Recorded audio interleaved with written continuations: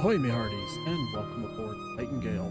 My name is Alistair, and I will be your captain as we continue our journey through Lies of Overture. There we go. Nothing like starting off a stream with potential OBS problems. Huzzah!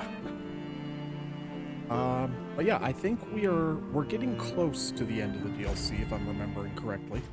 I don't think we have too terribly much left to go. Might finish it this stream, but I'm not banking on that. I'm assuming there will probably be one more. But yeah, we had just taken out Veronique, the leader of the Sweepers faction of Stalkers, and we met up with Alidoro, who is currently going under the moniker of the Tracker, and we are searching this frankly horrifying facility, looking for the two-faced overseer.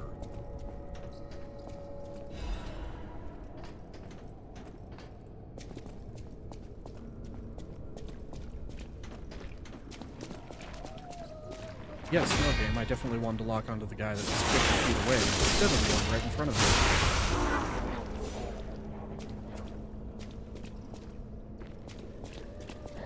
First. And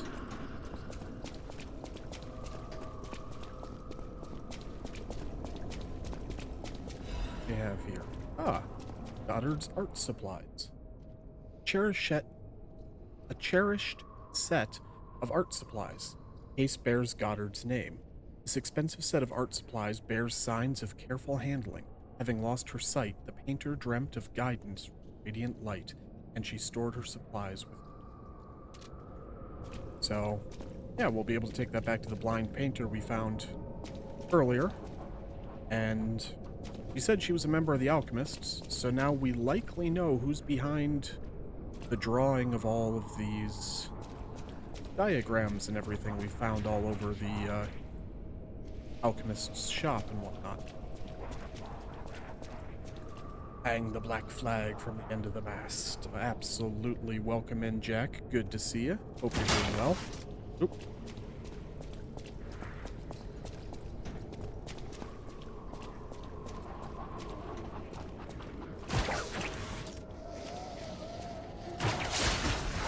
Someday I'll exactly remember the range of the puppet string.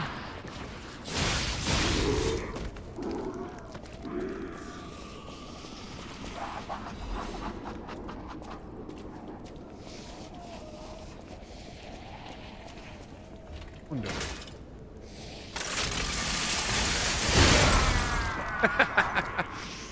Gotcha. Got you.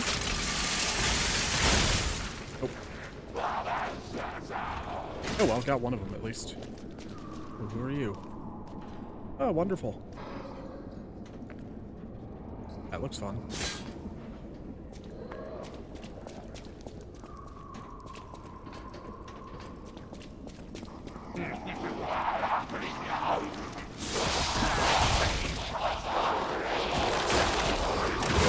Really nice. Screw you, scientist guy. Around, blood flowing.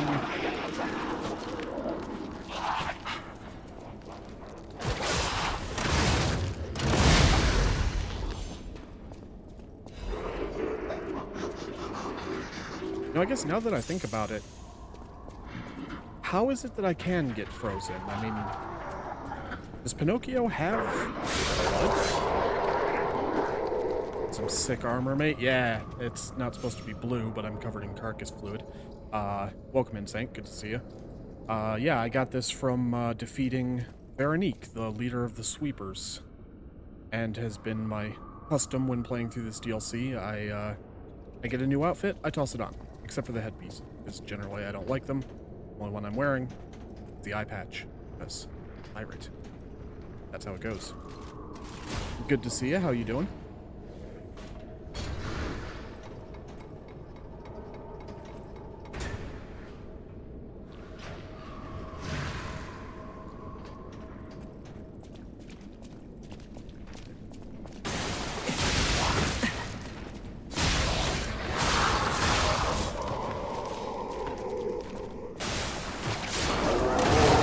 guys if you can stop jumping out at me.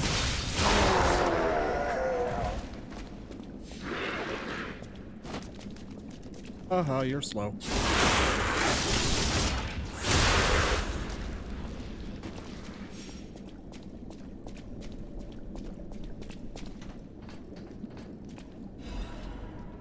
Oh, it's not too food. Ah, something in my eye.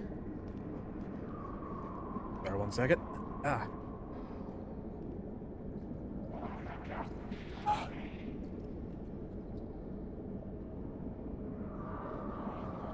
Okay.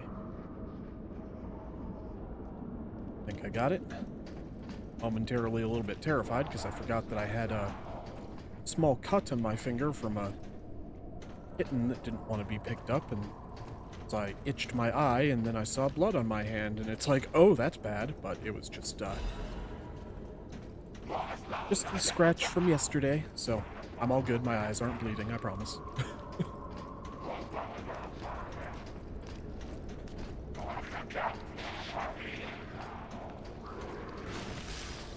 No.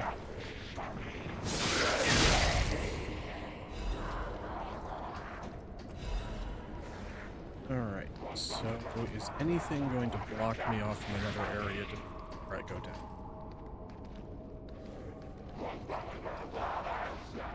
Doesn't look like.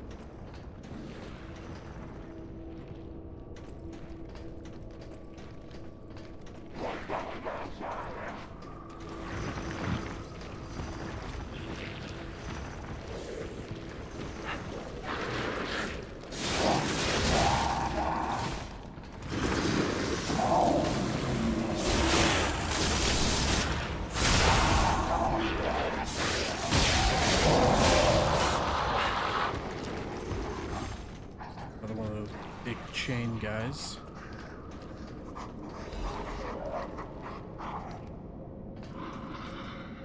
This is grim.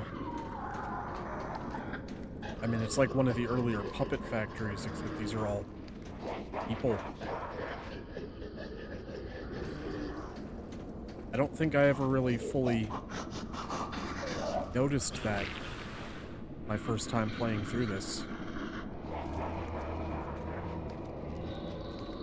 I would assume that they're all dead, and whether they're failed experiments or they're still waiting. I don't know what would happen if they tried to use whatever it is they use to make the carcasses on a dead body. But,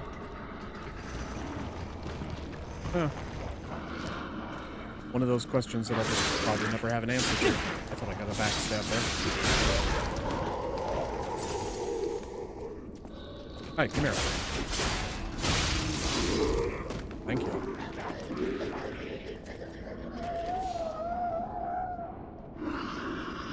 Wonder how far out here I'll be able to get out drawing aggro from the big guy. Because I don't really want to fight the big guy along with everything in here. Especially this asshole over here with his ice gun.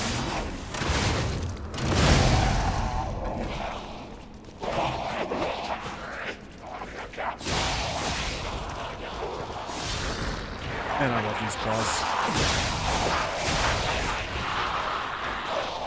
I think I'd have to say the claws are my second favorite weapon in the game. For a while, I thought that they were third, that Proof of Humanity was better. But, no, I think the claws beat out Proof of Humanity. I think our test subject is behind that door. Where else could it be? I don't know. Nerves of steel, buddy. Alright, now let's show this overseer who it's dealing with. How about instead of that, we explore the rest of this facility first? Because there might be loot.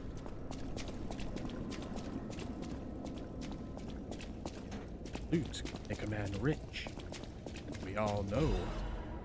Rich. Don't we? 10 points for anybody who got that reference.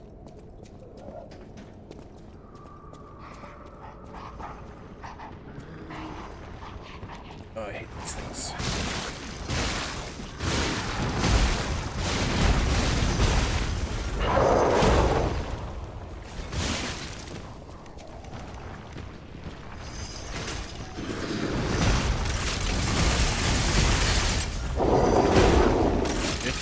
with my shotgun.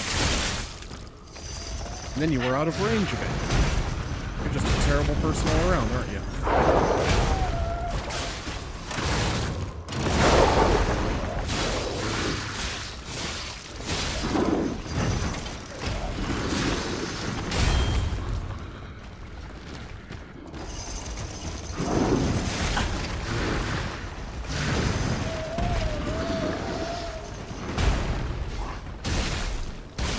When in doubt, set them on fire.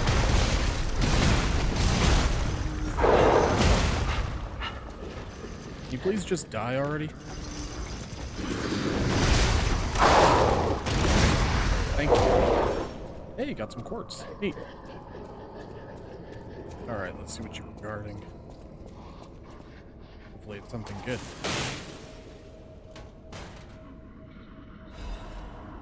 Genius Meister's pocket watch. Can only be sold. A pocket watch so exquisite and intricate, it elicits a gasp. Someone who recognizes its value will want to buy it, regardless of how expensive it is. The technicians who founded the Workshop Union were originally renowned watchmakers.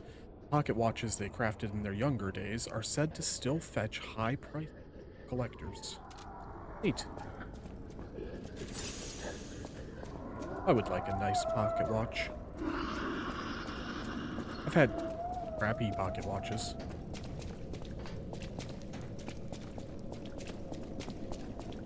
Someday I will get a nice one. Alright, before we go into that boss fight, I'm just gonna hit up Stargazer, which was a little bit further away than I remembered, but that's fine.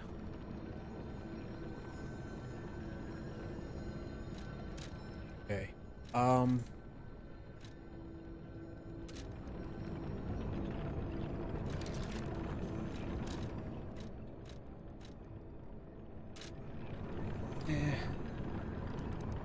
I'd like to go and stock up on throwing weapons, but I don't really have that terribly much ergo to spare at the moment.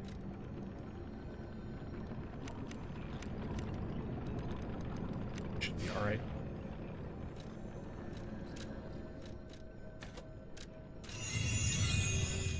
But we'll go back and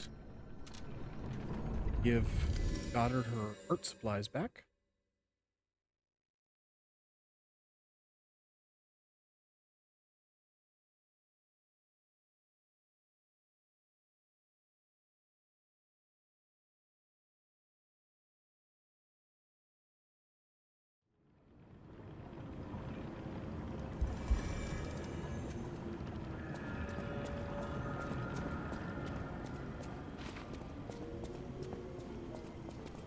Those steps.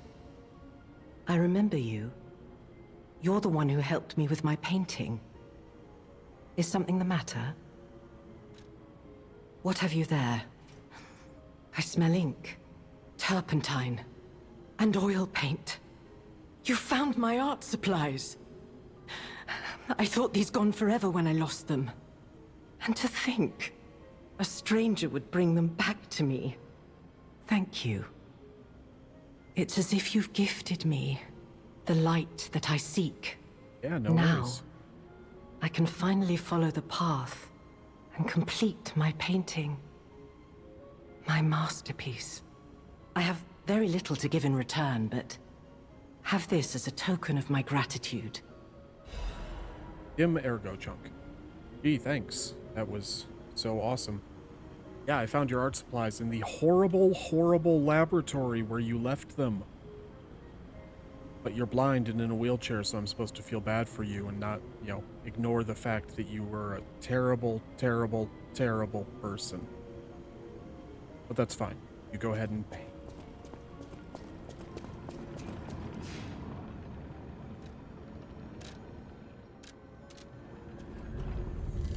Head back to the hotel since, Klaus mentioned that he is a fan of watches, so clearly he'll be the one who wants to buy that fancy new watch we found. And I can't remember, but I think I might Yes, I've got a black rabbit hole. And their other hideout is here. What's up, class? Oh, dear me. An authentic pocket watch made by a master horologist of the age. A true masterpiece. See its distinctive shine, huh? You know, the first workshop techs were master horologists, clockmakers from foreign lands. Their watches are as intricate as automated puppets. Isn't it just marvelous?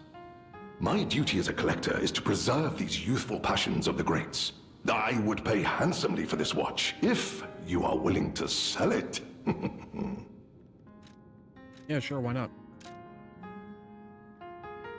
15? Damn, I guess I was hoping for a little bit more. But there's nothing else I can do with it, so...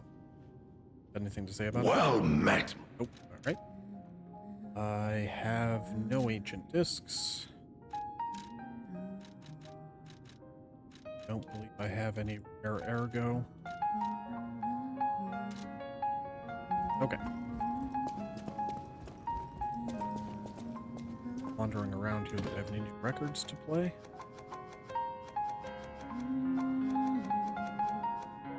Oh.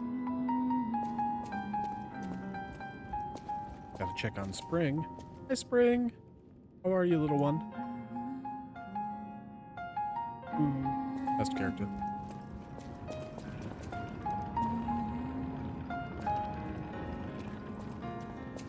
Also, maybe I'm wrong, but I thought horologists... I didn't know that they were also watchmakers. I thought horology was just, like, the study of time. So, I don't know, just, you know, hearing it being used to refer to watchmakers surprises me a little bit.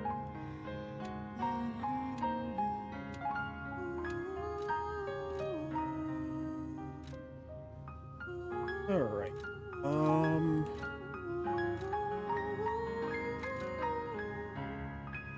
Yeah, let's get enhanced stagger duration. That'll...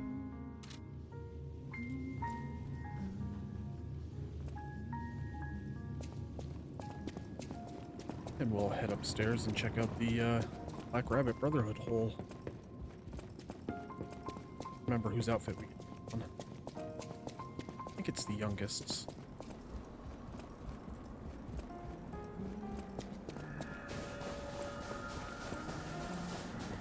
Have pick.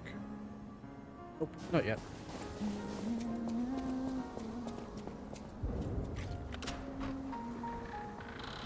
But this was the room that, in the future, Paracelsus sets up in.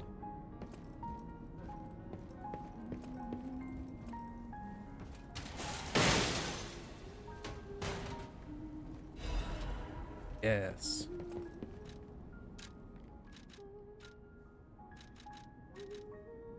Mask worn by the youngest of the Black Rabbit Brotherhood. This mask incorporates the latest designs from a fashionable city outside Krat. Hey, I'm no tailor. How do you expect me to make hats? And stop removing the filter, idiot. Eccentric.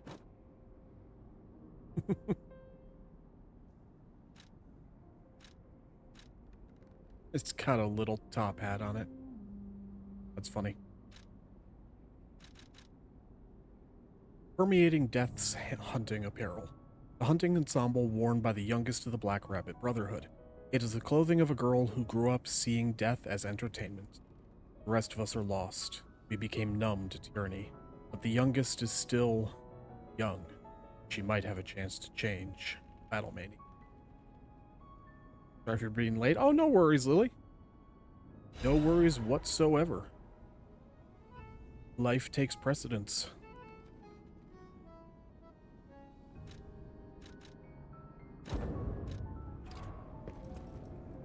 Delivery receipt.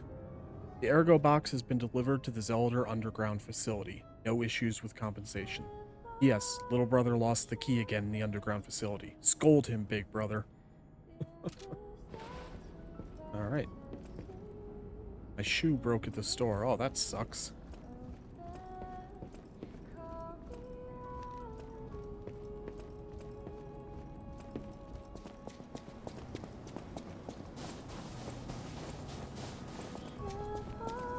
Hope you're okay. I know, you know, if shoe breaks, it can cause someone to lose their balance or whatnot. So I hope you're all right.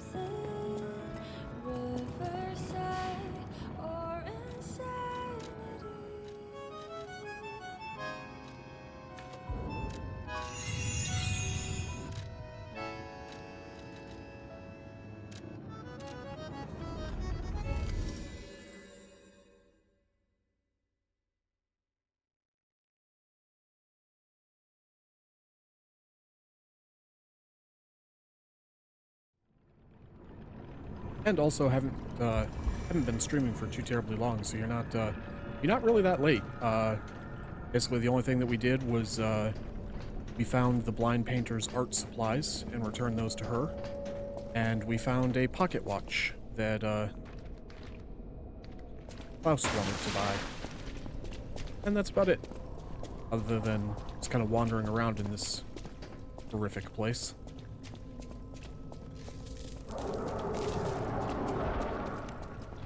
Now we're gonna go through here. Used to have a collection of pocket watches. Nice. Yeah, I was talking about wanting to get a decent one. I've never had a good one. Hi. Are we gonna be friends? Yeah, I guess not. So this is where you've been hiding. Follow me. Welcome to the fight, Alidoro.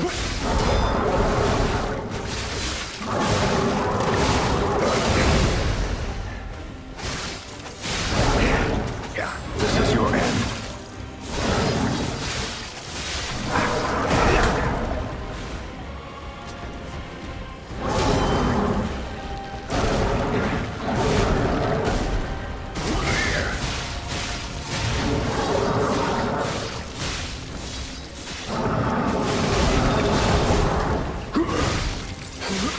Probably didn't. What? Or leave it, right? I'll repulse. Watch out! Oh, seems like he's in phase 2 now. Switched his face around.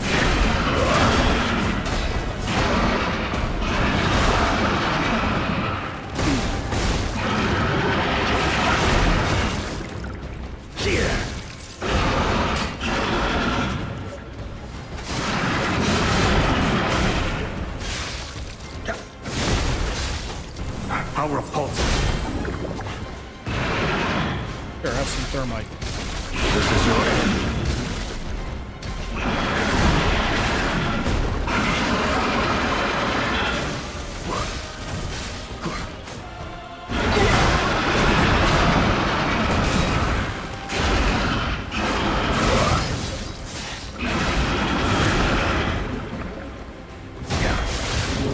The tide has turned in our favor.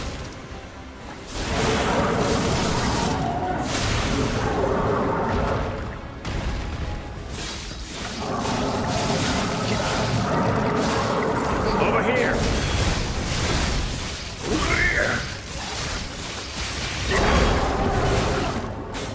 That's a tanky motherfucker. Rest in peace, wretched warrior.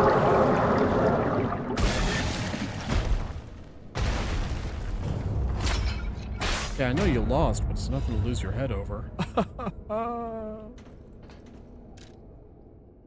Bloody Cipher Machine.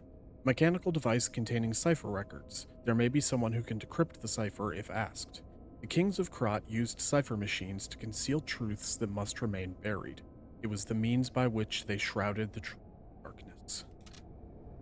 You know, that's one of the more disappointing things about the DLC, is there's very little, like very few boss ergo. If I'm remembering correctly, I think there's only like 2 in the entire DLC. And, yeah, kind of a bummer. But gotten them all from Buckskinners. Nice. A hard-fought victory over a dangerous opponent. But we have granted its soul eternal rest. May this creature which woke to misery find peace. You showed great skill during this fight. You must have had a great teacher. In fact, Your fighting style reminds me of someone. Well, my mission here is complete. I'll make my way to Hotel Krat from here. If you're looking for more clues about the alchemists, you should head there as well. Well, my mission here... All right. See you there, Elidoro.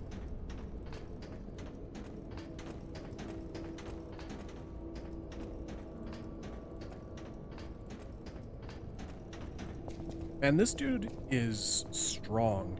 As being a regular person, he's not a puppet or enhanced in any way, yet he came bursting through this window. I mean, that's solid iron. Impressive as shit.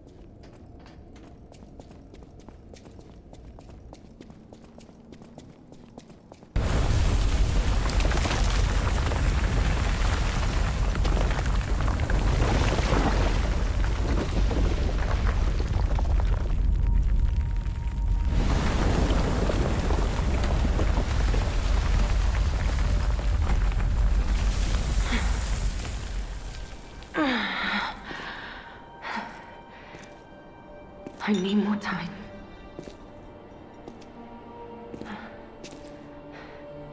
I'm coming, Romeo. An interesting lantern she's I wearing. swear I won't be late. Not again. Not like I was with Carlo.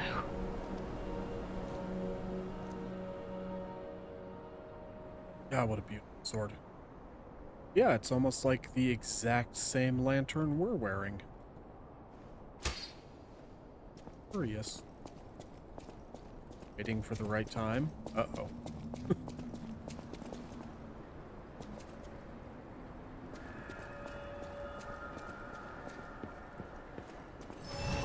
Ah, Lumacchio. Always a pleasure to see you.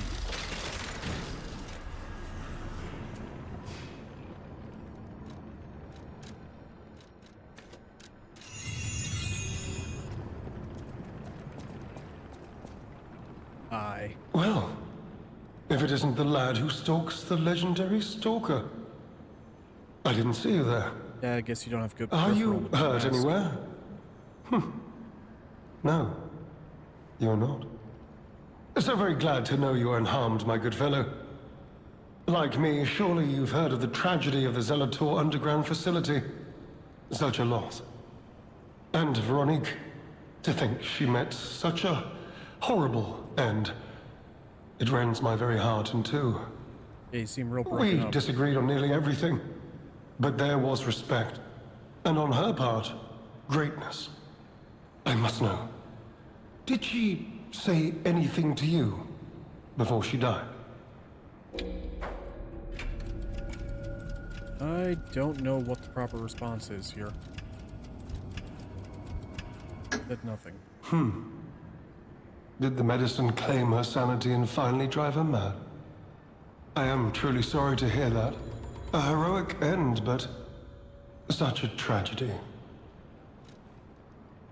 The Rose Estate. Ah, you are perhaps seeking the Alchemist tram. There was a tram here once, a long time ago, but it was deep underground. Deeper than here. You can keep looking for it, but that tram to the Rose Estate's been out of commission for ages. I had assumed Veronique's Vanguard took it down for, permanent maintenance. But you might yet be in luck. If you're looking for a route to the sea, take this. This key was given to me by an alchemist before he expired. He claimed it opened a secret passage to the coast. You can get more use from that key than I. Just past the ruins of the tram station, you'll see an entrance. Not sure why I held on to it. I just had a feeling it could be useful to someone. This is alchemist territory.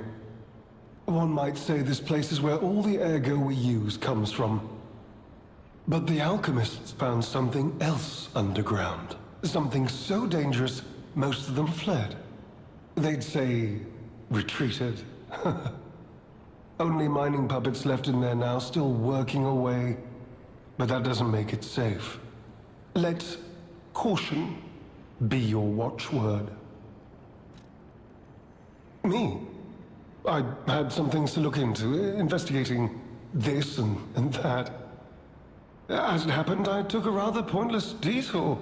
But I'm still doing my best, trying to, do something good.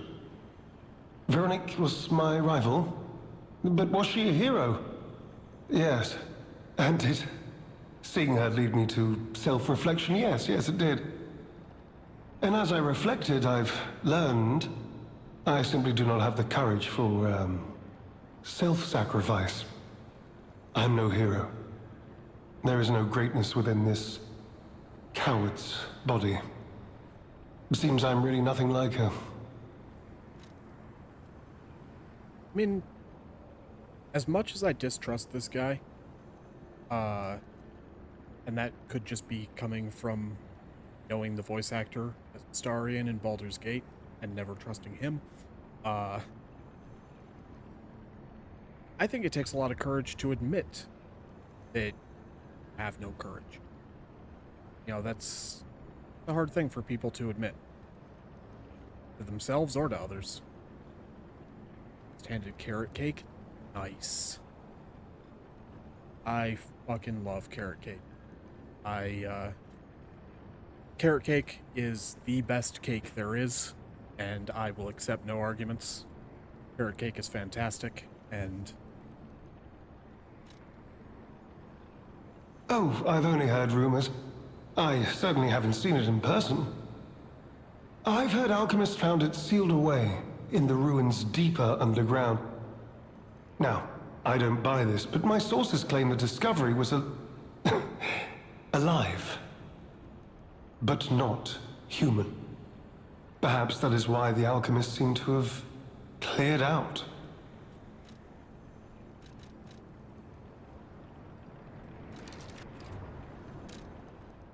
An old and weathered key is worn smooth from frequent use. Although the key is made of bronze, it shines like gold, having been well worn by countless hands throughout the age. It has been passed from person to person through many routes, much like a troublesome problem. That sounds ominous. Thanks for the gift, Akio. Knows. Don't trust you. You fancy. The only fancy person in this game I trust is Veniti. Is Veniti amazing? You Oh, me could too? say we found a Nice. silver lining. Because it's, you know what? Never mind. Mind. Nice to know the tram's not the only way out, huh? I appreciate you, Jiminy.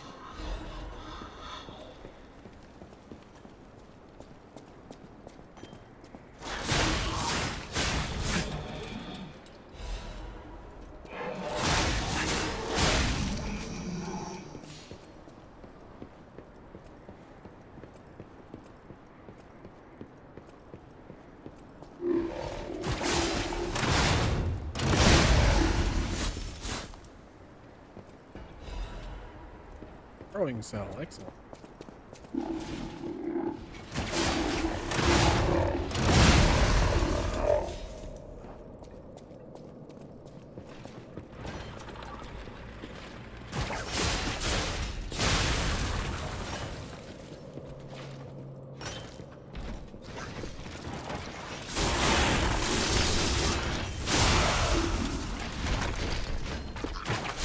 Throw things, that's rude.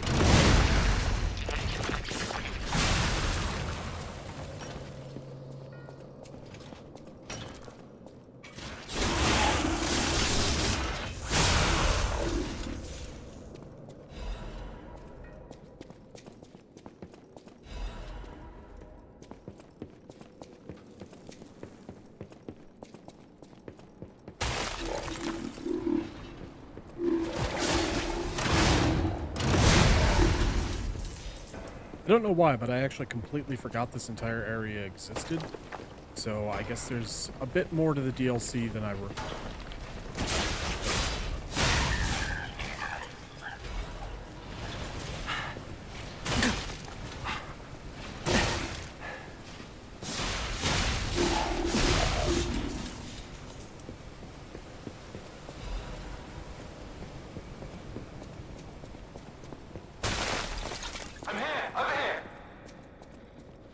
Hello. Don't pretend you can't hear me. I saw you flinch. Hello. Yes, you, my handsome friend. Surprised? Don't be. This puppet isn't really me. I'm, well, puppeting this one, you might say. Sadly, it appears to be malfunctioning. You found me in quite a bind. Though again, not really me. But I suppose it's fate. You and I, meeting in a place like this. So, might I ask a favor, friend? That is, the real me, I'm, well, trapped. Though I don't know where. It's terribly aggravating is what it is. And embarrassing. Why did my colleagues abandon me like this? Anyway, can you come find me, friend? Just venture a bit deeper into the ruins. But be careful. We don't want you to get stuck somewhere as well. It's terribly aggravating is what... Alrighty then.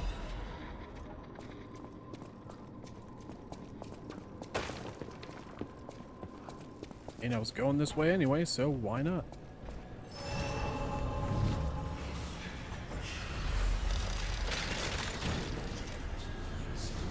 I've got a stargazer, and I think, yeah, I can hit Hotel Krat and talk to Alidoro.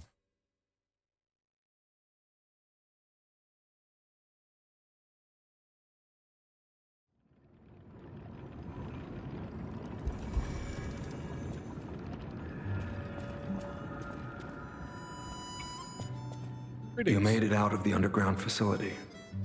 I'm glad you're okay. Speaking of which, I see you have an alchemist's cipher machine.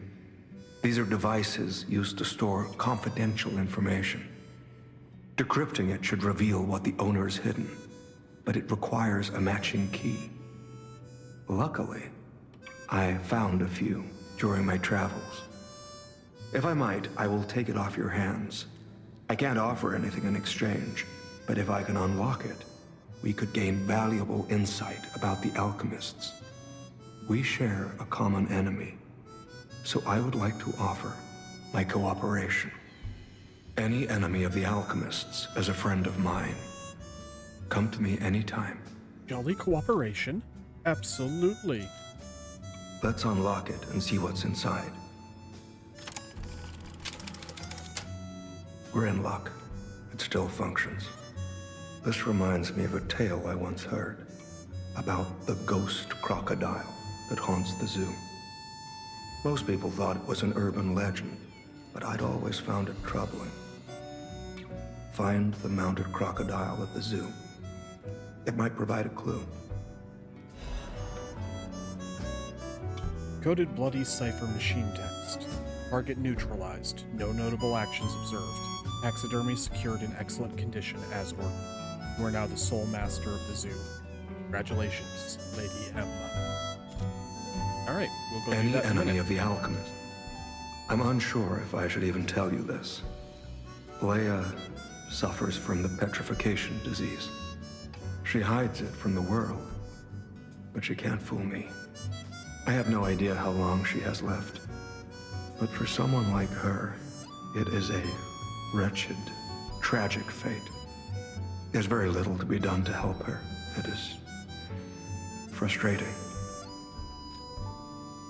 Since Leia and I are not strangers to one another, I have been seeking a cure, but so far to no avail.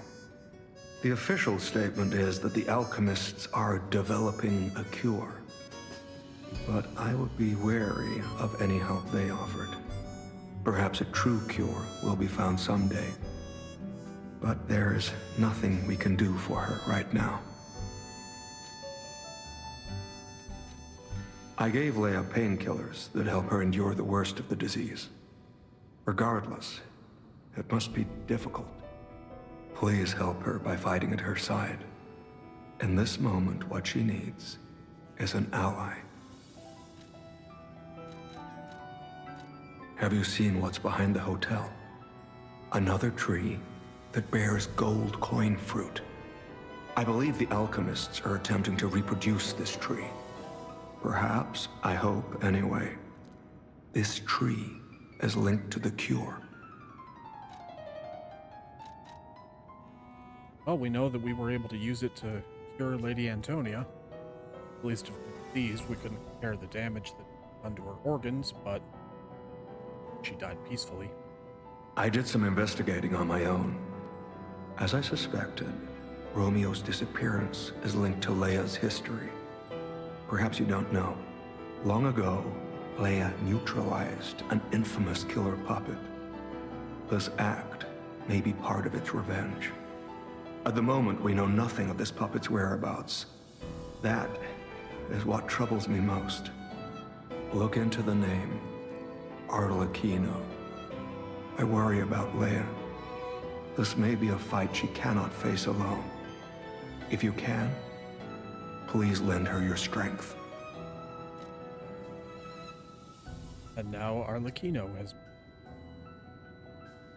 So yeah, back when I was in base game, Lily, I think you were the one that specifically requested that I kill Arlecchino. This is why I haven't done so yet. Any enemy of the I think if I equip this sword, which is the same one he has, I think he has some unique dialogue. Astounding. I never thought I would meet a Krat resident wielding a sword like this. The engravings, even the scratches, are identical. This sword is a near duplicate of the blade wielded by a great ancient hero of the seas. The tales say he protected countless people with it. I can't imagine where you found this blade, but please, only use it for righteous causes. If you do, the hero will smile upon you. Nice. That was dialogue I missed in my first playthrough. Also, speaking of this sword, that's a really weird way for him to wear it. You'd think it would be incredibly difficult to draw. But, does he say anything if I have just the horn bow? Also the bow he's... Any enemy of the alchemy. Nope. Alright, that's fine. Claws back. You know, I don't think I need the bow equipped right now. If there's an opportunity to where I'll need it, I can toss it on, and without it equipped, then I'm no longer slightly heavy. Just because I wonder. Alright, alright.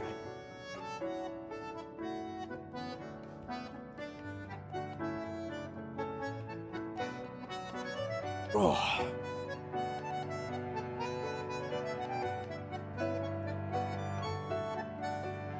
Alright, no more shrimp. Let's see. Will he say anything? Where is his? There we go. Hi. Any enemy of the alchemists. Oh. Neat. How interesting. I don't know how you got your hands on that mask, but I hope you aren't trying to impersonate me. I would hate for my trust in you to be broken. Oh. Alright, interesting.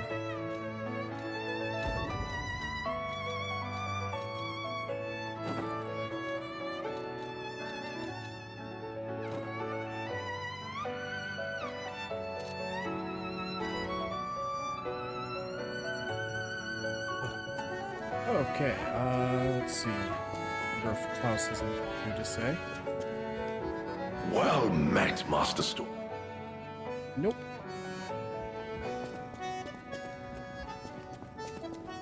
Alright, well we got that cryptic vessel decoded, so let's go back to the zoo.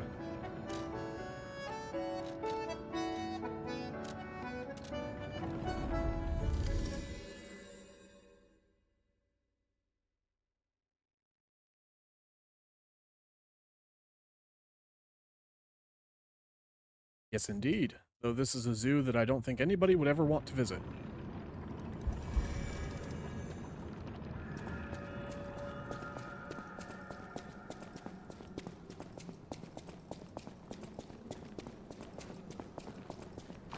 Hi.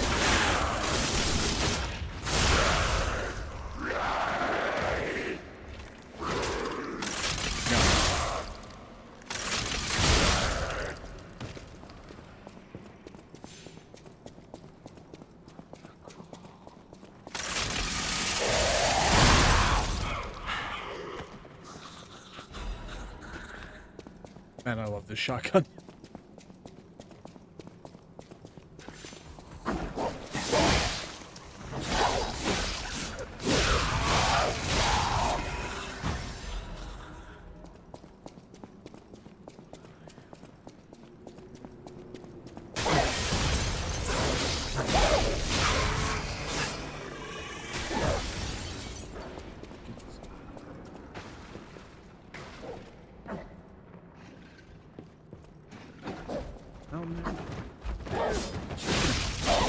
Monkeys. Go away. No one likes you.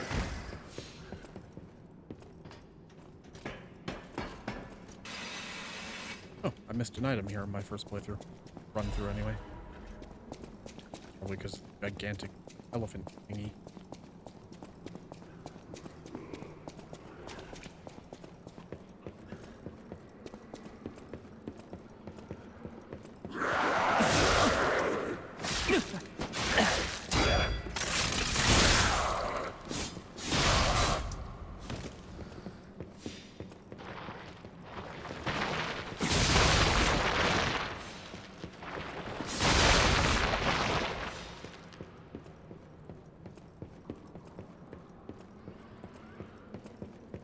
Maybe it's not in this area. No, it's one of these exhibits around here. No, I have not. Generally takes me a long time to start a new show, even if it's something that I'm like really excited about. I still haven't watched season 2 of Andor, even though I absolutely loved the first season.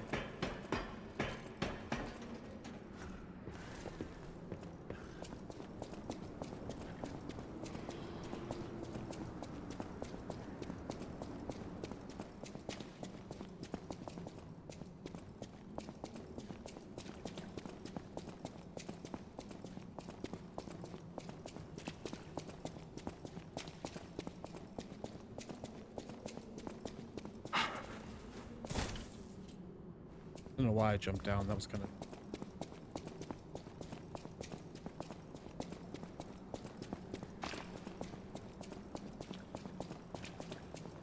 here we go. Is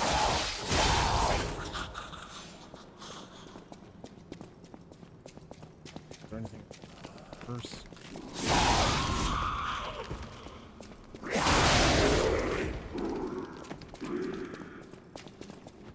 Hi.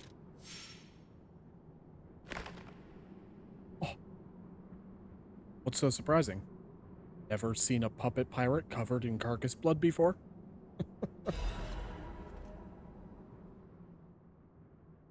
Confession. Crocodile necropsy report. The likelihood that the crocodile consumed human flesh is low. Found no human tissue or blood between the reptile's teeth or within its gular fold. The reptile's throat was free of fibers that human clothing would have left behind. Furthermore, the wound on the Colonel's corpse is inconsistent with the bite of a crocodile. In light of these facts, it is highly unlikely Rex, the crocodile, killed Colonel Little. I conclude this incident was in fact murder. Some writing is scribbled below the report. I should have known something like this would happen the moment they took an interest in the zoo. This note is read by someone of good and just character. Please reveal the truth to the world. My cowardice, I cannot. This message gets buried away. I pray a great curse befalls those alchemists' parasites.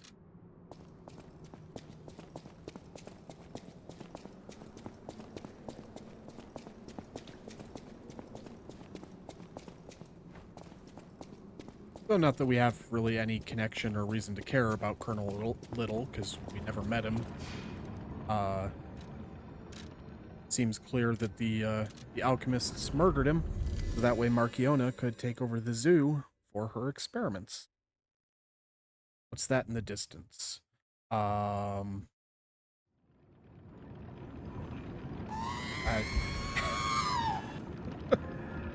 apparently it's an astromech droid. Any enemy of the alchemists as a friend.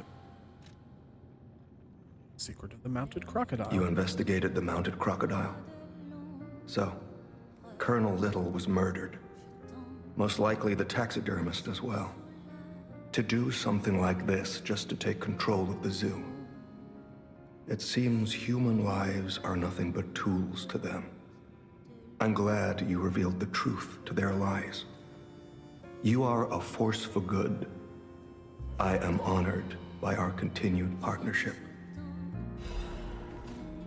Whirlwind. I think this was an amulet I was super excited about until I tried to use it. Temporarily increases physical damage inflicting when it dodges. So, yeah. The wind cannot be caught by anyone. The harder you try to hold it, the more fiercely it will blow. So I was thinking that it's like, okay, I'm not great with the perfect guard, but I can dodge perfectly well, and then to increase my damage on dodging, that's awesome. But it's basically just like you have to get a perfect dodge, which is just as annoying to time as a perfect guard. And so, yeah, it just kind of turned out to be a little bit of a disappointment, which is unfortunate, but eh.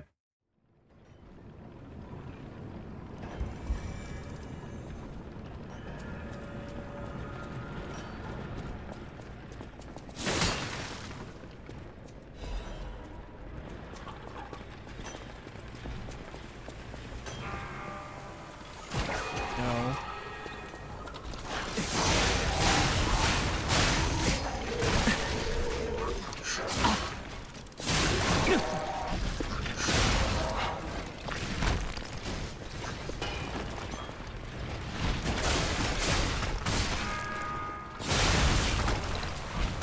You guys keep working.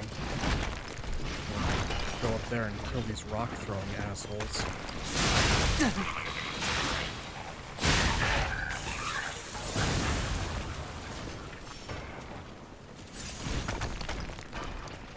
My day's been pretty good.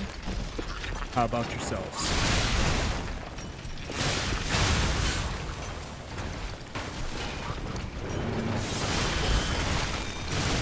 Oh, come on. Stop throwing rocks at me.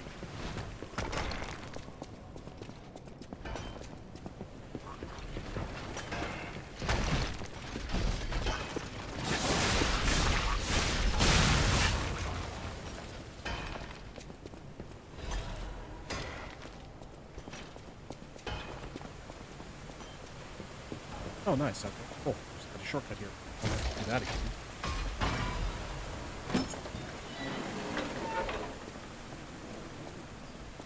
Say his name and he appears. I believe in Joe Hendry. I believe in Joe Hendry. Cause you love him in London and Paris and Tokyo, America, Scotland and Canada and Mexico. They say I believe in Joe Hendry. I believe in Joe Hendry. Saint, thank you for the 50 bits and the Joe Hendry. Always a good time to see Joe show up. It was just dealing with the usual stresses. Fair enough. Yeah, I've got a couple of bit redemptions. If you scroll down beneath the window, you can see them.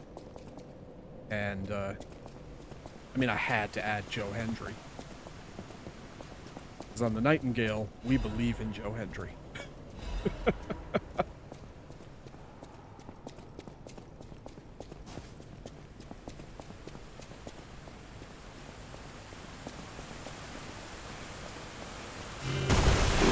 Whoa. I forgot about this guy.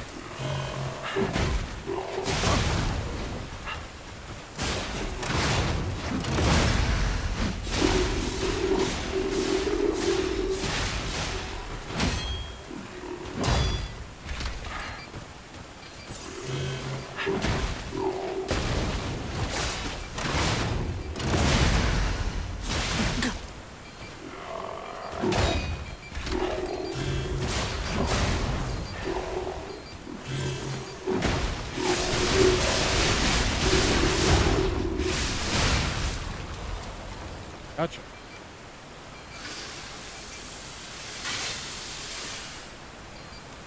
And now there's mines. Awesome. been a surprisingly chill day. The situation has been calm all day. Well, that's good. Hey, we got the other Legion cloak, so now we can make the other Legion arm from the DLC. Which is so-so.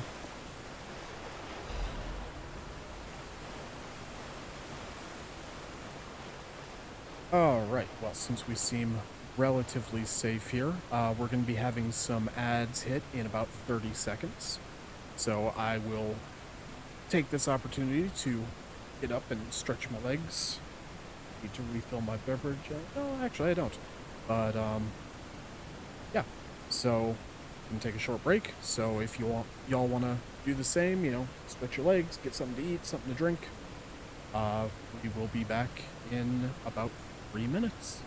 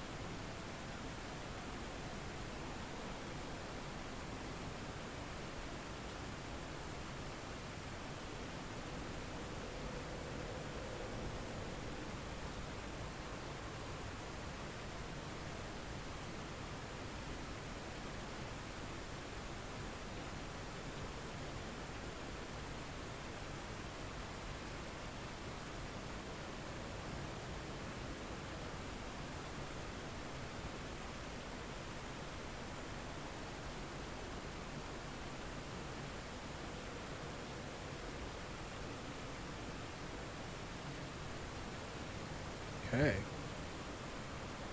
So the ads are still running, but from what I can see, there isn't anybody in chat that isn't subscribed.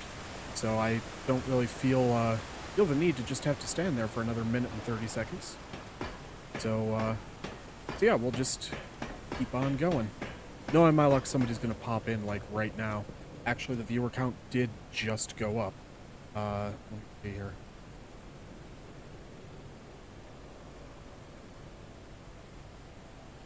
Oh, oh, that's funny. Okay. It's counting the bot from, Pangea as one of the viewers. Oh, that's funny. I've also now found out that, unlike the, channel point redemptions, when the bit donations come through, you trigger things like that, it doesn't tell me first. So, so yeah, thanks for jump scaring me with Joe Hendry there, Saint. Appreciate that. Also weird, haven't had to do a cigarette run today. Well, that's good.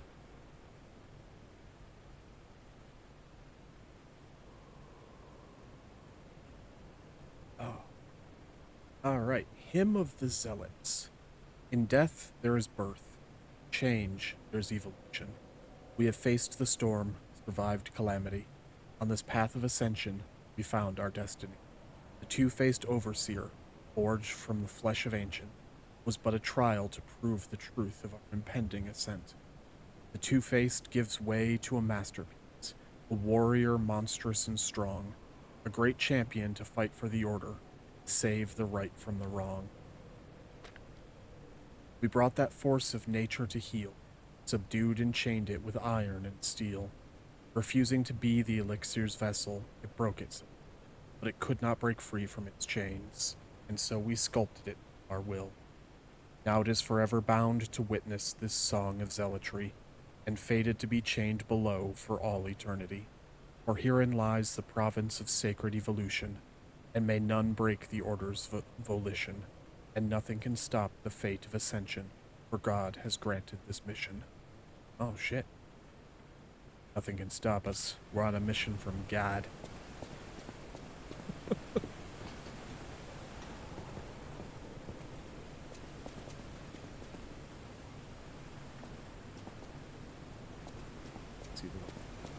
All right.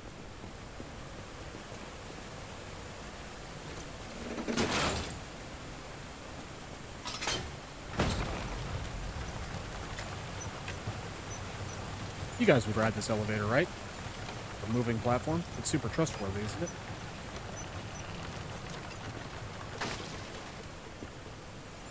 No. But why not? It's only, you know, suspended by rusty chains on, you know, more rusty chains and pulleys with broken, rotted wood above an active mining site. What's wrong with that?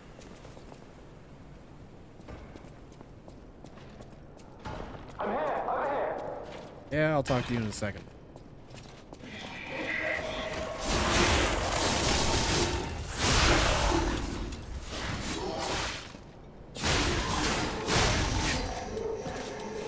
I already am uncomfortable with elevators, so definitely no. Yeah, that's fair enough.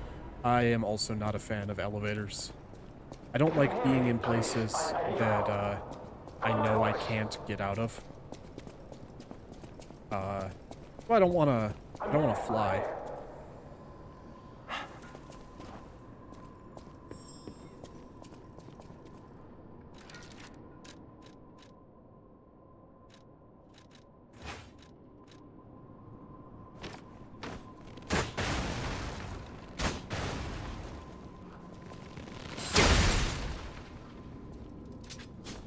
Yeah.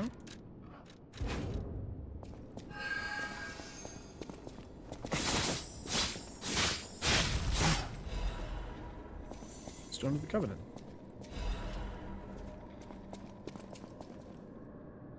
Something tells me I've gone the wrong way, and by the wrong way I mean the correct way.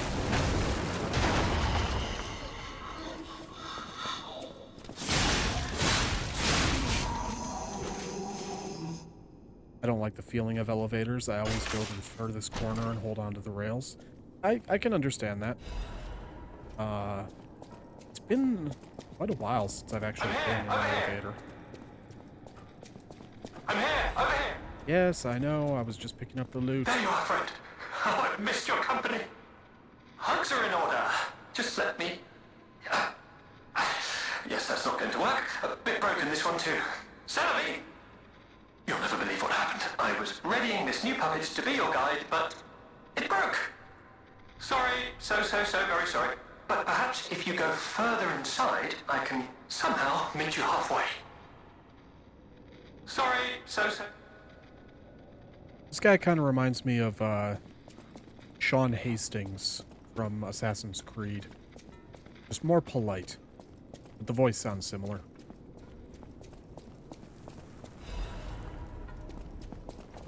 Okay, cool. This just brought me back right where I was. Excellent.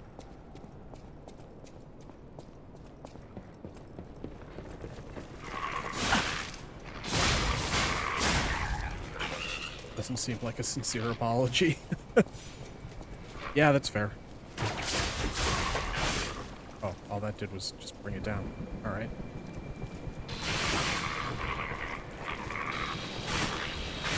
Well, when all else fails, shotgun.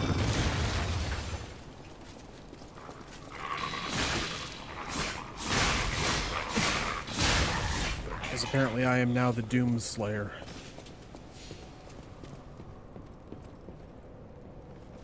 Man, that's a game I haven't played in a while. I've got to play that game again. Doom 2016. That was so good. I never played Eternal.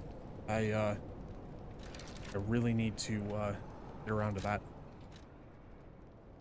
Actions speak louder than words. Absolutely. Absolutely. You know, and you know, I can accept apologies in words, but if they're not backed up, if it's just somebody saying I'm sorry and then repeating the same shitty thing over and over again, then it's like, well, all you did was just waste breath by saying those words, because clearly you don't mean it, because you haven't changed.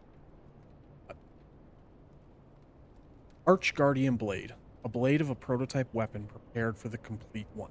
Electricity flows within the blade, providing the power of the complete one. The alchemists believed that the complete one would appear someday, a guardian of the order who wields massive lightning. A handle of a prototype weapon prepared for the complete one. The high-voltage coils installed on it can unleash the power of lightning. For the alchemists, lightning was divine power itself. They believed that this weapon also must embody that power.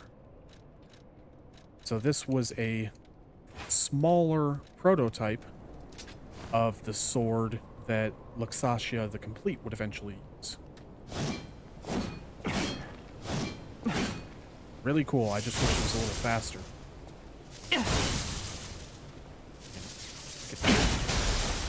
Oh, that's sick.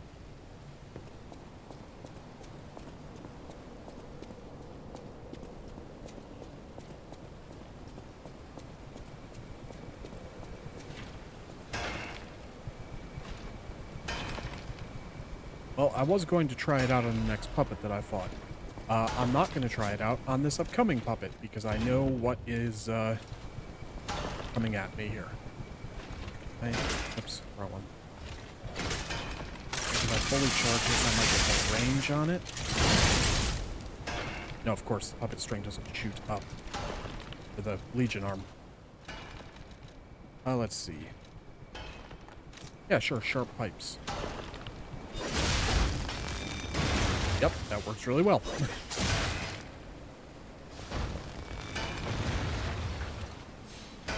Sweet. Alright, and suddenly we're about to go back to Dark Souls 2.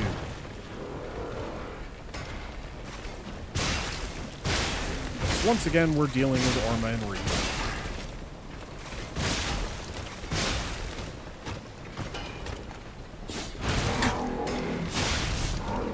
So that joke is for about, you know, the 4 other people in the world that, like me, enjoyed Dark Souls 2.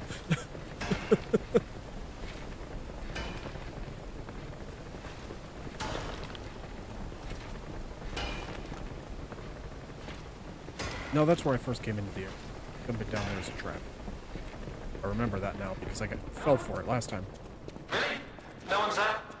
Hello. Don't any of these puppets work properly? Wait! I can tell from your expression this is wearing thin. I agree. But please, just listen to my tale. I beg of you. Your objections will fall by the wayside. Please. Alright, fine. I am Alexander. I'm an alchemist. A loaded word, I know, but I'm friendly. I promise.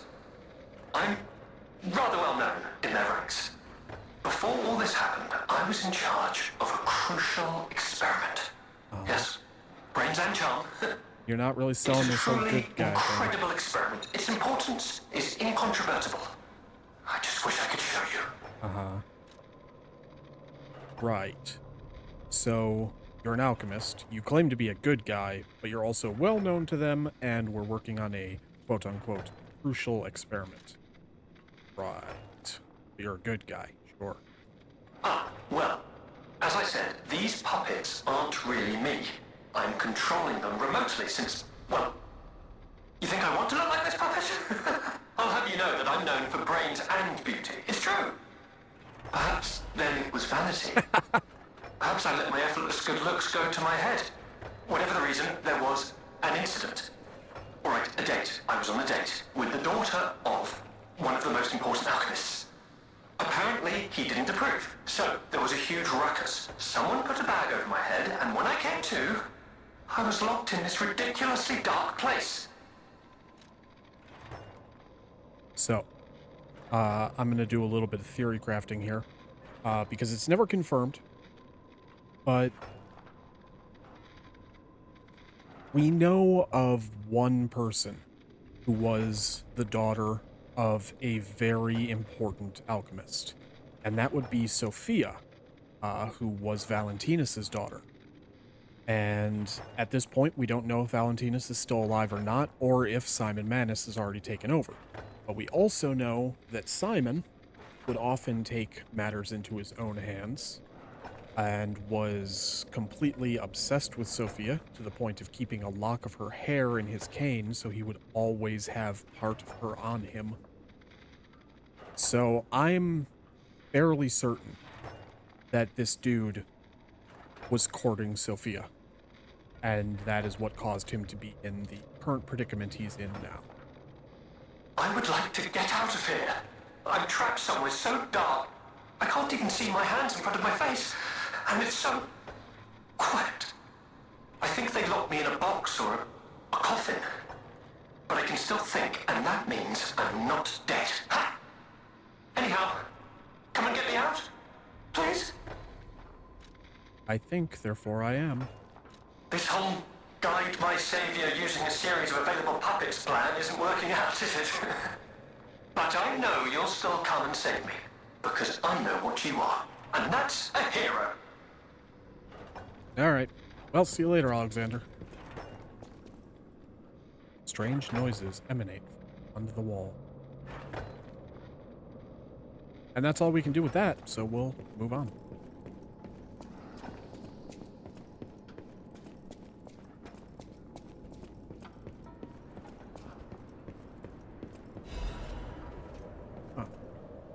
Rot Mysteries, the Spider Cave Puppet.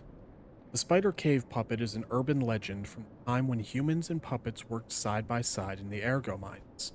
It tells of a misfit miner who harassed puppets by labeling them with truly horrible names. He had a particular fondness for the puppet he called Rockhead. It is said the man treated Rockhead so poorly that if it were human, the puppet would have harbored great resentment. One day, Rockhead rushed into the tunnel where the misfit miner had been working alone. It all happened so quickly that no one had time to intervene. Soon after, nearby miners heard a terrible scream as the tunnel collapsed.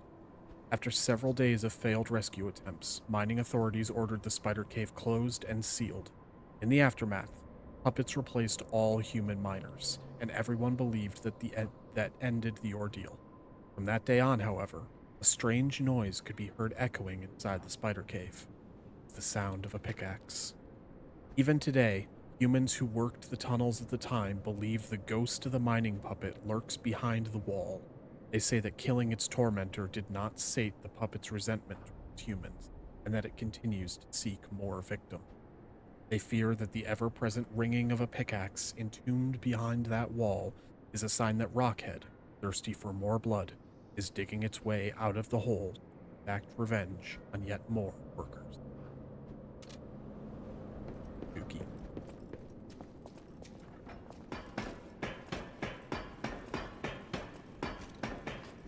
Yay, shortcut door.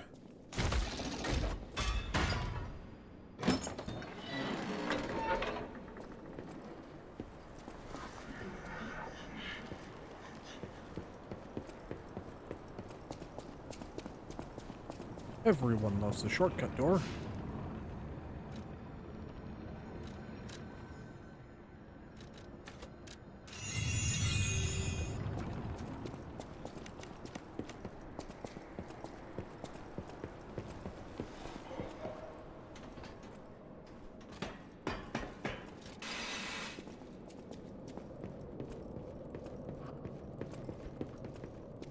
And another wonderful platform, this time above what I like to call the abyss of endless falling and eventual dying.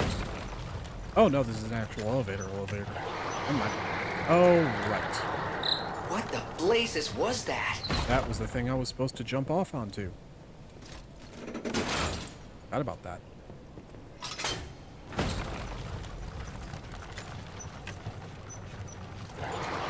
What the blazes was that?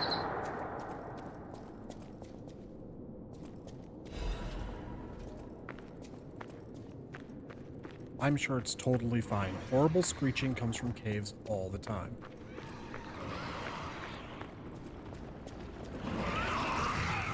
I bet it's a friend.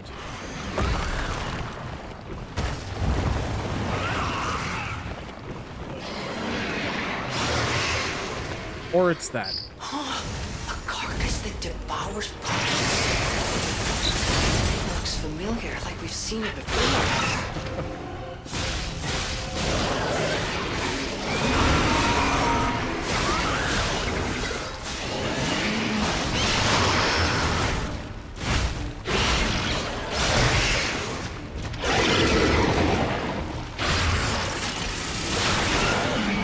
Oh, that's not good. At least buy me dinner first, damn.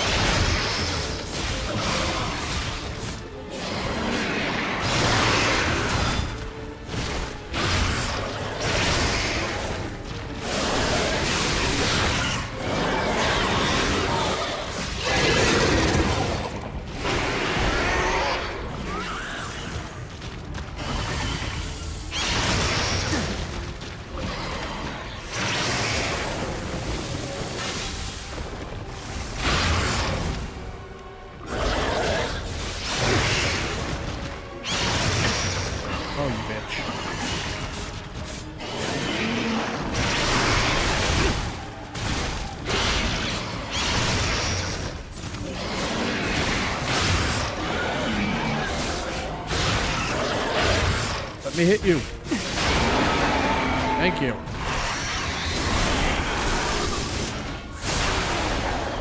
Right, get lit on fire, bitch.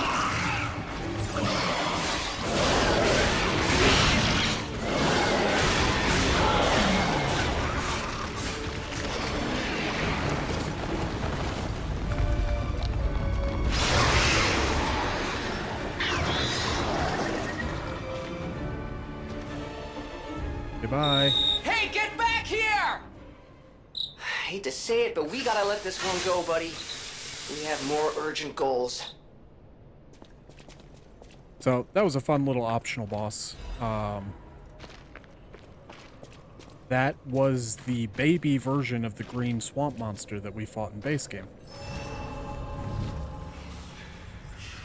And I thought that was quite funny. Guess what I finished? I'm going to assume that Lego set you were.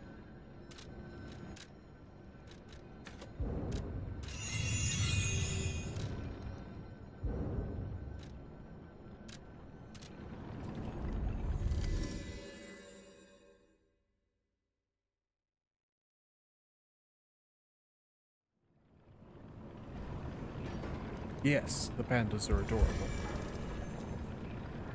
Pandas are pretty cute.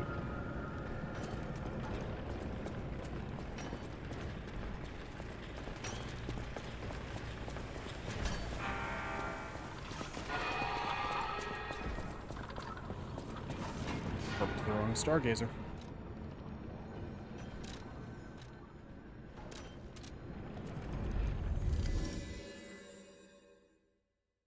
Can do the killer whales next. Nice.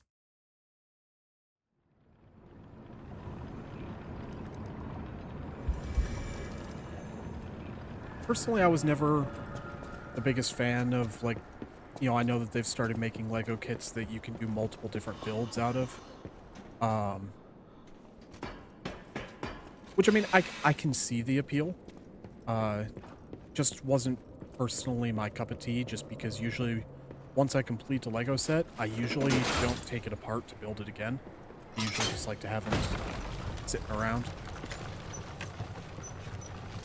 But I've always been real big on displaying things, so. But it is a cool thing to be able to get, you know, these new Lego sets that they're coming out with that basically get 2 or 3 Lego sets per, yeah, for the price of one, which is nice, given the just outrageous price of Legos.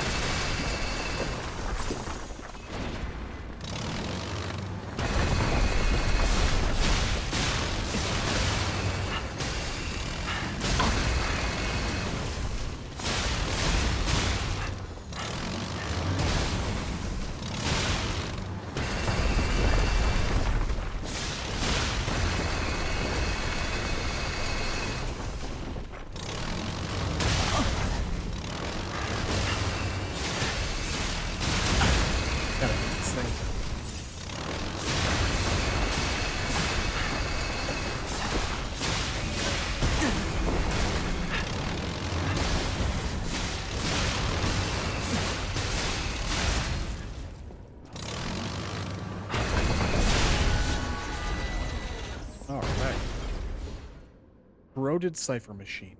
Mechanical device containing cipher records. There may be someone who can decipher this, blah, blah, blah, same thing. It's exact same description as the last one. All right.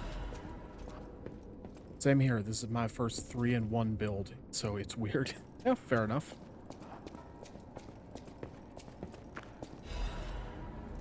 But I guess, you know, any way to be able to get a little bit more bang for your buck for Legos. I still remember when I was a kid, was at Toys R Us when that was still around. And there was this enormous Star Destroyer that I wanted. Needs Ergo. Oh, hi. You know, it's like, I think the box was like 3 feet long. And I wanted it so bad. But it was about $100 at that point. Resora. Now, to get that same Lego Ergo. kit is like 2,000. And for $100 you can get, you know, a small starfighter, maybe. It's like the price hike in Legos is so depressing. Oh, friend. So happy to see you again. I tried to go to the Rose Estate. The white butterfly was helping. But maybe it was too far. Heart slowing, stopping. Can you give Ergo? Resora needs Ergo. I wish I had a bigger one. I hope this will be enough. Thanks. With this, I can move. I can dance. Here, Resora has a gift for you. It's another treasure I found on my trip.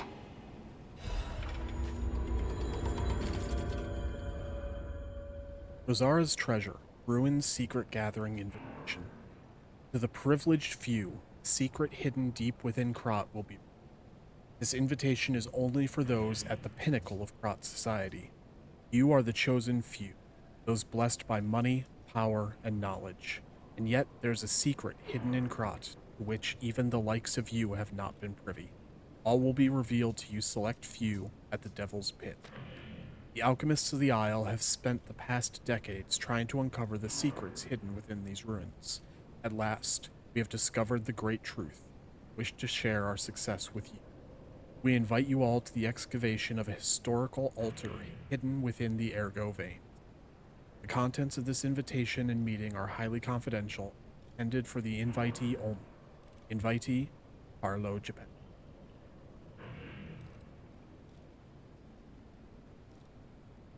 So, we're getting a little bit more information now on what may have happened to Carlo. Rosara's treasure, second piece of drawing. Child's drawing that looks very old. And we're starting to piece together that picture. One she just gave us. That looks like a child's drawing of Giuseppe Geppetto. The first one we got is a young boy holding hands with who we now know as Geppetto, indicating that that's likely Carlo. So, for some reason, this random little puppet girl has torn up pieces of a childhood drawing of, at the very least, Carlo and Geppetto.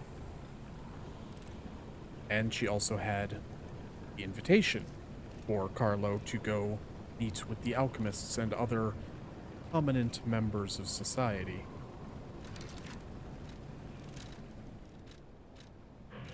And also, we can now do this.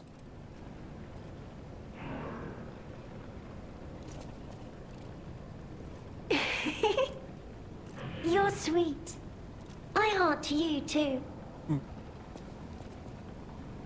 I also like how the gesture, because of how long it takes, in my opinion, is also a little bit of an Easter egg. Praise the sun.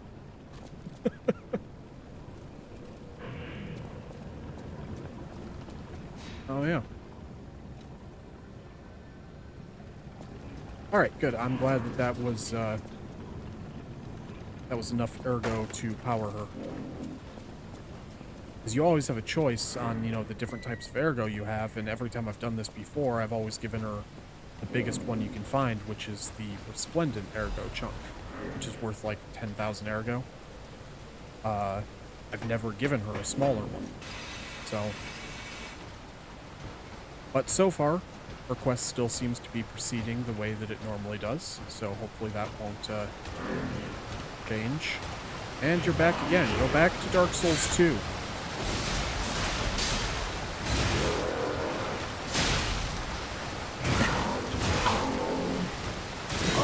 Stop that. No. Oh, you dick. Bring out.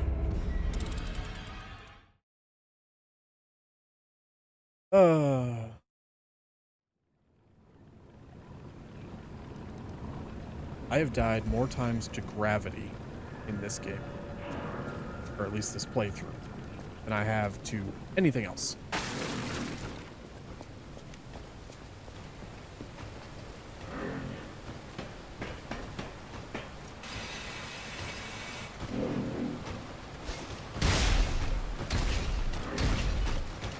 Oh, this probably isn't good for me.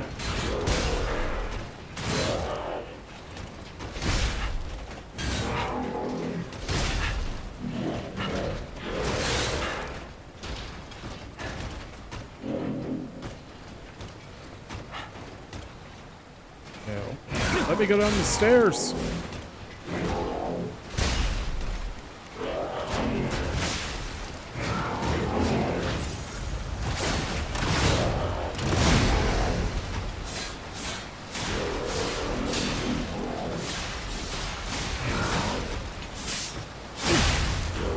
There we go. Ugh.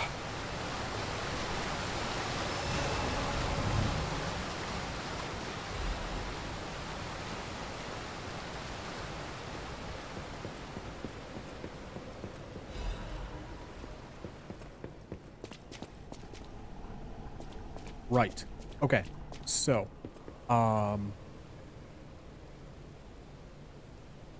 generally, I'm a bit against, actually I'm 100% against spoilers. That kind of thing is not cool. Also, very much against the rules of my channel. I'll legitimately ban people spoiling things. But I would like to give a bit of a trigger warning for this next scene. Anybody that is kind of disturbed by body horror. And I say that because, you know, body horror is one of those things that kind of freaks me out. So just heads up for a more slightly disturbing scene. At least in my opinion.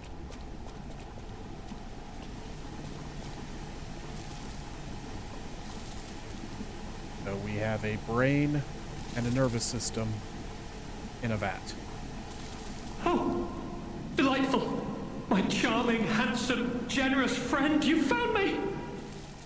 Ignore the puppet over there. It's my last one, so I'm keeping it handy in case I need it. Now, I don't know how long I've been in this stuffy old box. But I can tell you, it's too long. I can't even feel my arms or legs. Surely you see it in front of you? The box? Don't tell me it's a coffin. Please, get me out! So yeah, this is Alexander had been communicating with. There is no box, only a brain in a vat. A what? A brain? In a vat? That can't be me. I'm stuck in a small dark box, ask anyone. My arms and legs have just gone numb, along with my ears, and it's pitch black in here, of course. But... wait. That certainly would explain a few... No. That would explain everything.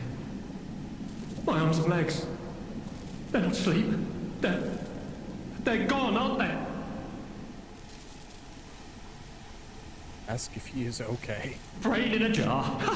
Look, enough with the jokes. Now, what does the box look like? Strong, black, made of steel? No, I don't believe me either. A brain is all that's left of me. Okay, time to face facts. Is my brain floating in a huge glass tank? And is this tank inside a cylindrical case of some kind? About the machine. This machine? Are you joking? Of course I know this machine. I invented it. Here I am, the subject of my own experiment. It's all over. I'm doomed. Doomed, I say. And to think, every previous experiment was a failure, and I'm the first success. You have got to be kidding me. So maybe not such a good guy after all. Tell him that there's gas leaking. Give it to me straight. How bad is it? Really bad? Oh boy, yes, that's it for me. That's the life support equipment. It's full of ergo gas, and if that's just leaching away, when all the gas is gone, I'll have maybe a minute left. Ask about how to help him. I invented this machine, so I know how it works. My days were already numbered. The machine can't sustain life forever, even when it's in perfect condition. But now, I'm far too smart to kid myself. It's hopeless for me. I'm a brain. A brain in a vat. Does that even count as being alive? I don't know anymore. I've reached a conclusion. I have a favor to ask. I want you to turn off the machine. My future is mine to decide. Very well. Thank you, my friend. And remember me. My name is Alexander. Alexander Goodman. The inventor and, I suppose, first successful test subject of the Mindkeeper machine. And you know, I wasn't lying. I really was handsome. This nightmare is finally coming to an end. Thank you, my generous friend. Thank you.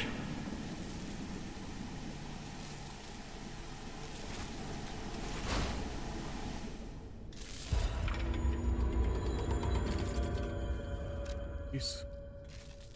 Nightmare. Even if I lose myself in nightmares, or discover my love was only a dream, I won't regret my choice to be. What is human? What is love? Nightmare, singing the sad love of those who have escaped humanity. Ugh. Yeah, that would be truly awful.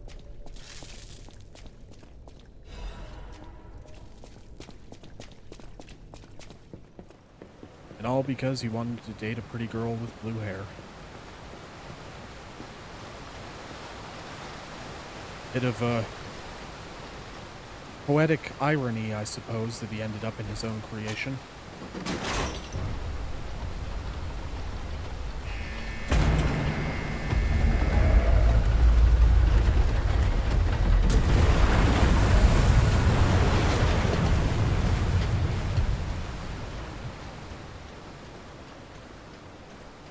And this time, instead, not a background mist, but instead of using Mistress here to get to the Isle of the Alchemists, we are using it as a bridge. What a way to use a submarine. And we got the final Black Rabbit key. Whole key. Yeah.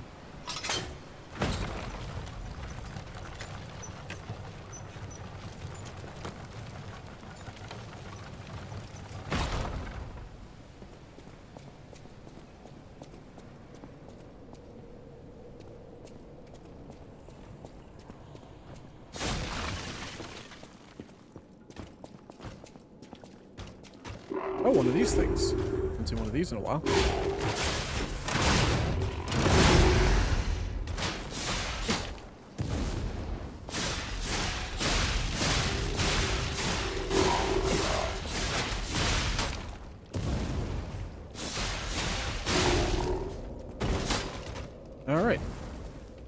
Hey, I even properly disposed of the remains.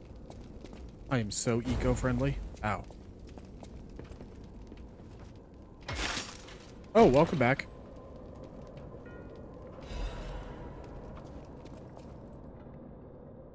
I guess you missed the entire really creepy conversation.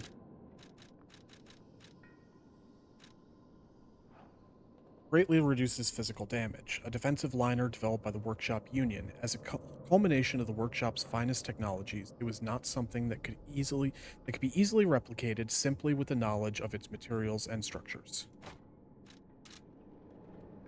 So yeah, Alexander, that guy that was talking to us through the puppets, we found him. I can go show him to you.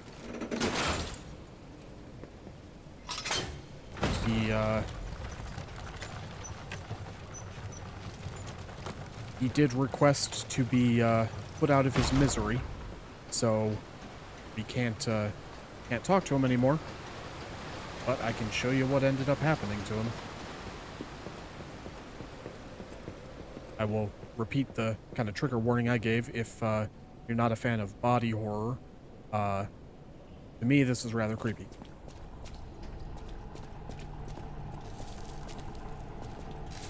So there he is.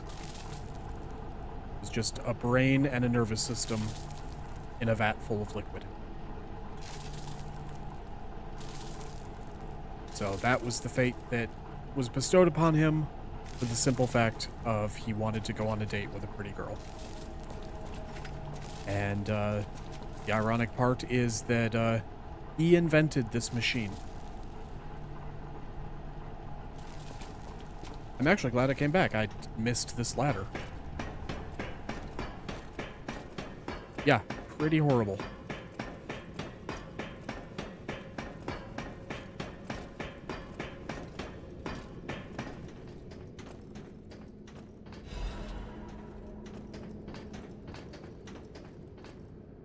Oh, right. This is how you get into that other frozen pipe back when we first entered the Zellator factory. Cool. I'm glad that I came back here.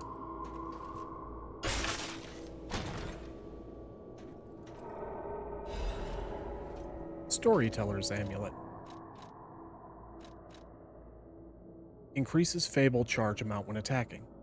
Moments gather to become stories, and stories gather to become art. Storytellers are those who gather each and every magical moment. Neat.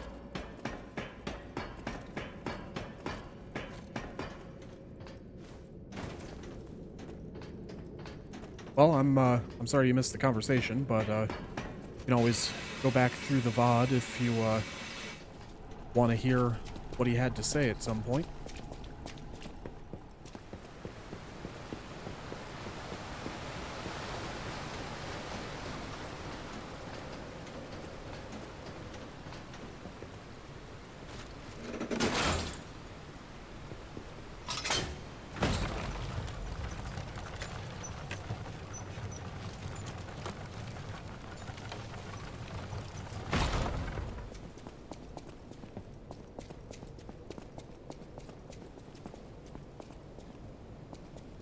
Face. Amazing. No, cool. Sure makes you wonder, though. Who created this? And when? Well, glad we'll get absolutely no answer to that.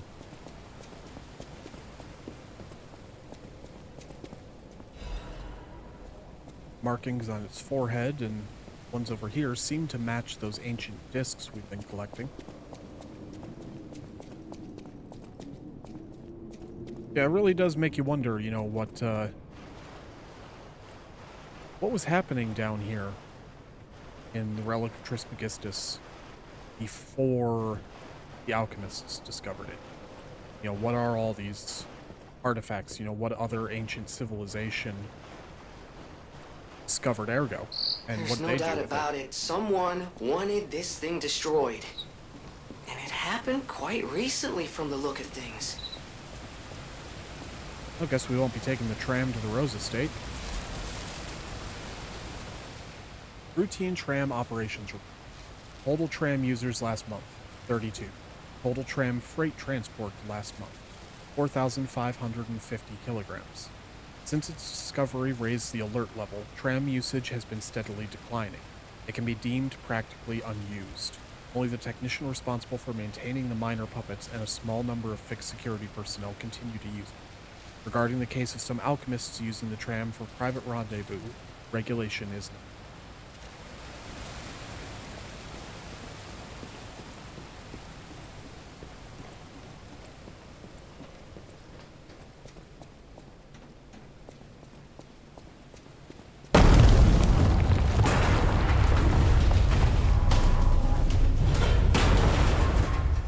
And there it goes. Good thing we weren't still standing on it.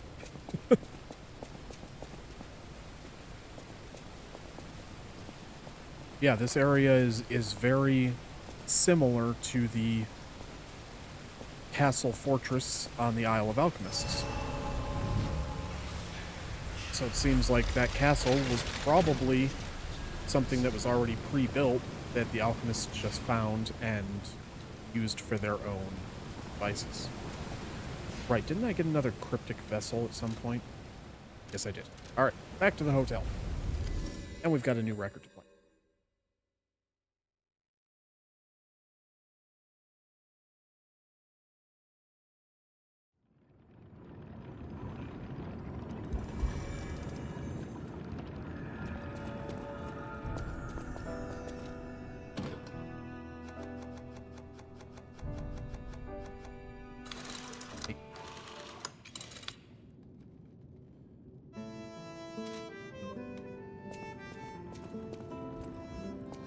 Any enemy of the alchemists is a friend of mine. Come to me anytime. Let's check what's inside. I know this place. It's called the Spider Cave. I heard that something strange happened here. Have you heard the tale? A minor puppet was so mistreated that it learned resentment. The puppet murdered a human miner and fled. But some say you can still hear the sound of it digging for more victims. But from the look of this, it appears the alchemists may have been involved. If you discover the truth, please let me know. Will do. Decoded corroded cipher machine tech. Target neutralized. No signs of life observed. Intermediate pickaxe ping. Bird. Repeating pattern suggests a broken minor puppet. Members of the Order will carry out remaining excavation tasks. The great discovery is near. Awaken. Evolve. Ascend.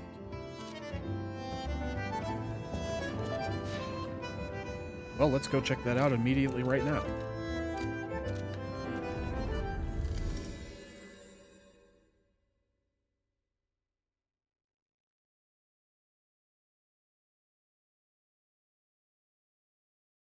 It's always enjoyable to be able to look over a chat and see the little Ahsoka emotes. God, I'm so glad that I got those.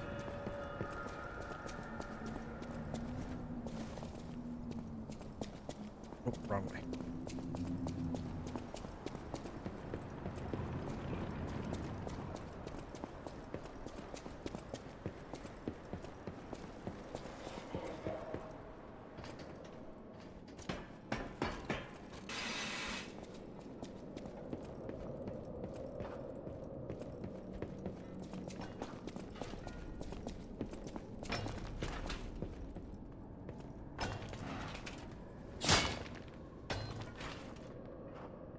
Strange noises emanate from beyond the wall.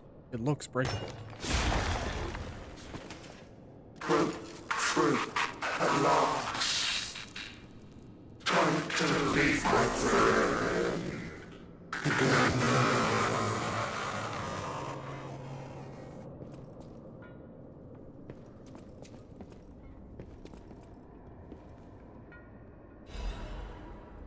Misfit's diary.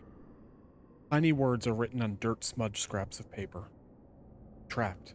My legs are unresponsive. I have water and biscuits. Luckily, only a puppet fell with me. That extends my food supply. Those damned alchemists. They tricked me into falling down here. If I escape, I'll report them all. What was the deal with that strange door in the ruins? Why did that stupid puppet fall behind me? I ordered Rockhead to dig our way out. The constant pounding of the pickaxe is driving me insane. Why'd this have to happen the very day I brought my wife a gift? What awful luck. Dress got a bit torn, but still looks good. I refuse to die after spending so much money.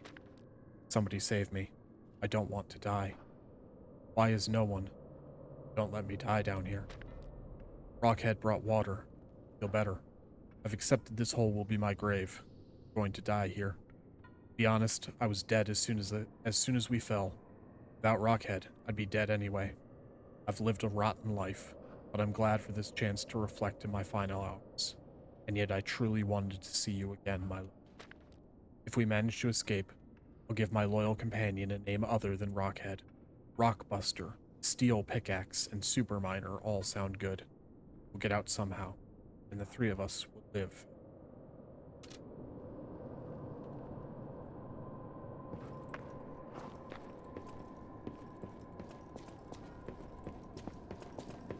So yeah, like I said, no real happy endings in this game. What am I doing? I don't need to run all the way back. I have a magical pocket watch.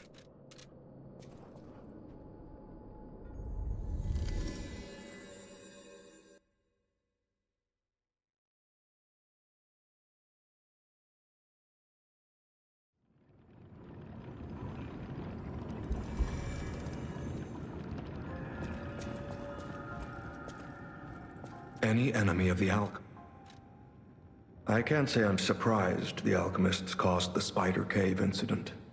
I'd wager even they didn't expect the truth to be revealed by a puppet. Just how many years did that poor puppet stand alone, swinging its pickaxe in the dark? The thought of it truly makes my heart ache. I dare say that minor puppet showed more humanity than the alchemists. I pray the two friends found peace at last. And an ancient disc. Wonderful.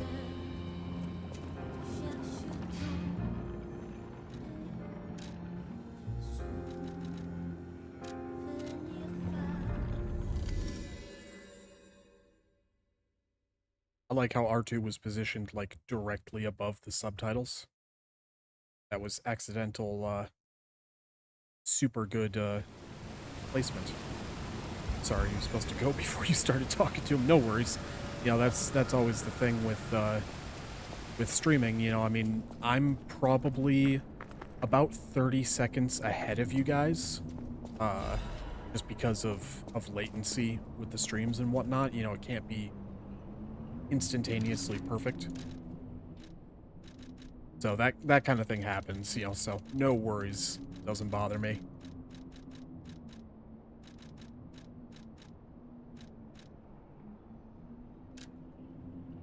Rulebook for the Ruins' Deepest Site, 8th edition. This rulebook was written to allow seamless research and to ensure the safety of Order members. All members of the Order are strongly recommended to abide by the rules stated herein.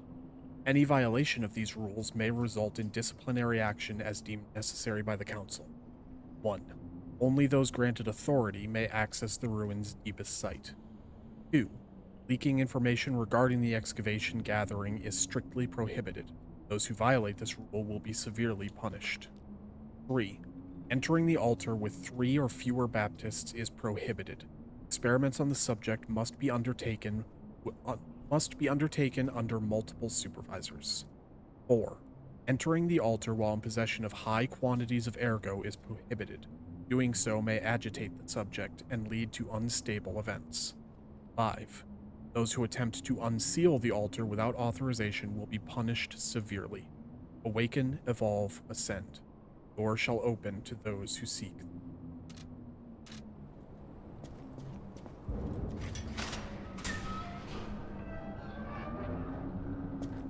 Yeah, the discovery of this door is what caused them to kill that miner, because he found it.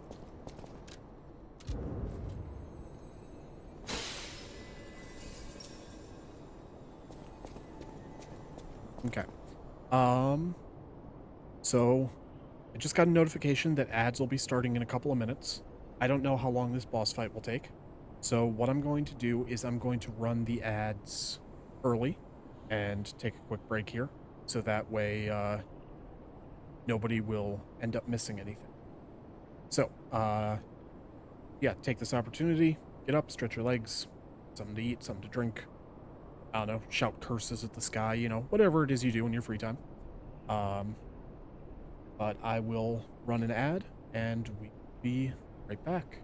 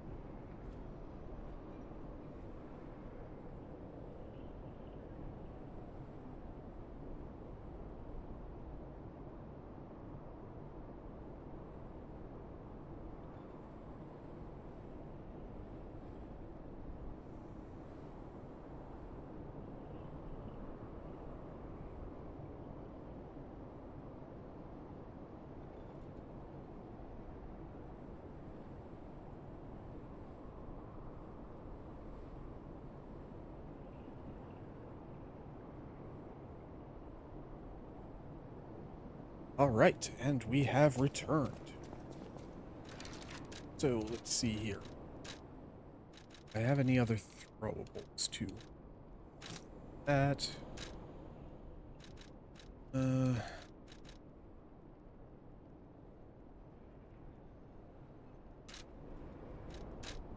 replace the pipe with a cluster grenade.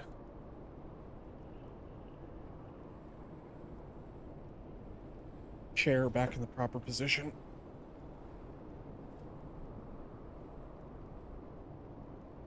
Wheels on it don't like to move super well sometimes. There we go. All right, well, let's go in here.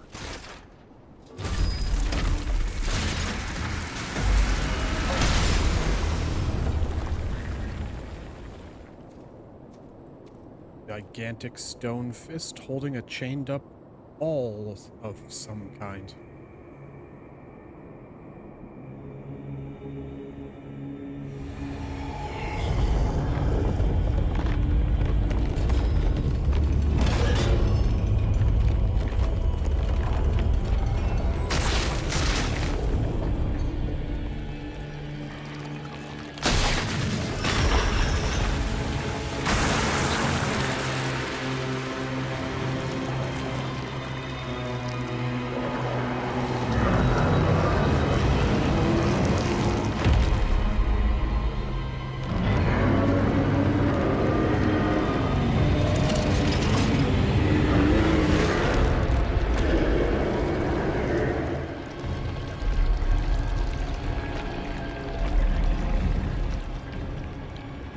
fear that this thing sees the world through Ergo.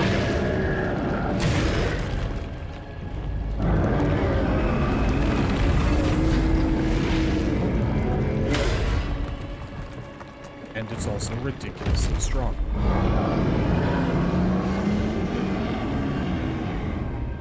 I, English Guardians.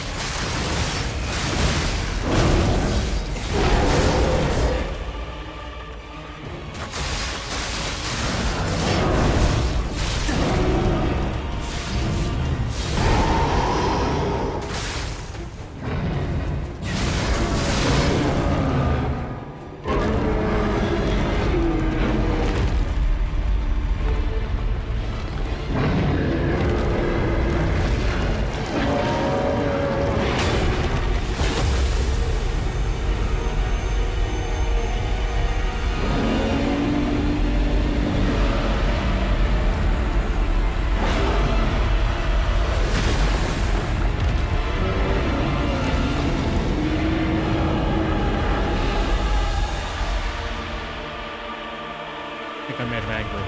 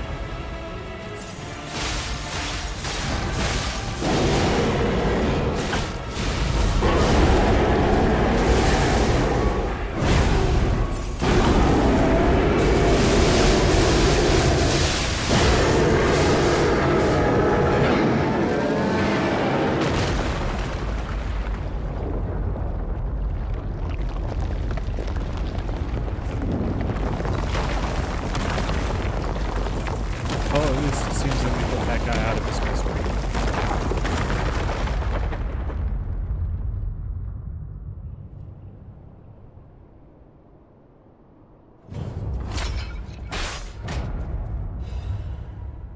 Tortured Guardians Ergo.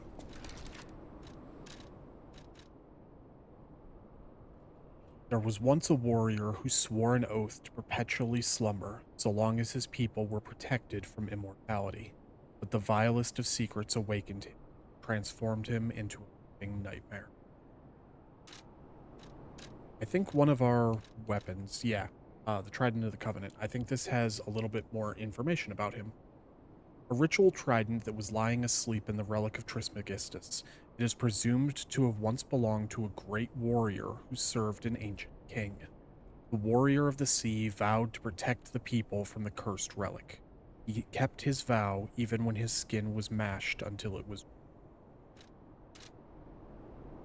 Yeah, don't really know much more about this guy. You know, some sort of ancient being of some sort. And the first time that, I'm assuming through Ergo, people found the route to immortality, but realized that route was cursed.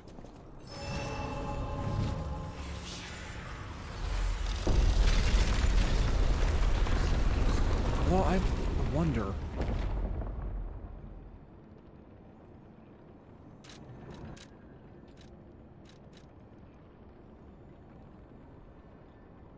The warrior of the sea, and he served an ancient king. It's a trident, clearly. I wonder if this is maybe hinting at some connection to, like, a darker take on The Little Mermaid. And maybe this has something to do with Atlantis. Just since, you know, they're building kind of a fable universe here. You know, we know that they're going to be doing the Wizard of Oz next. So, I don't know, maybe that's the ancient civilization where all this stuff comes from. You know, maybe this was all once underground somewhere, and maybe the relic of Trismegistus is actually Atlantis. Oh, interesting. Don't forget the rum. Who could ever forget the rum? Delicious. Thank you for the hydrate. Noxie, welcome in. Good to see you. How you doing today?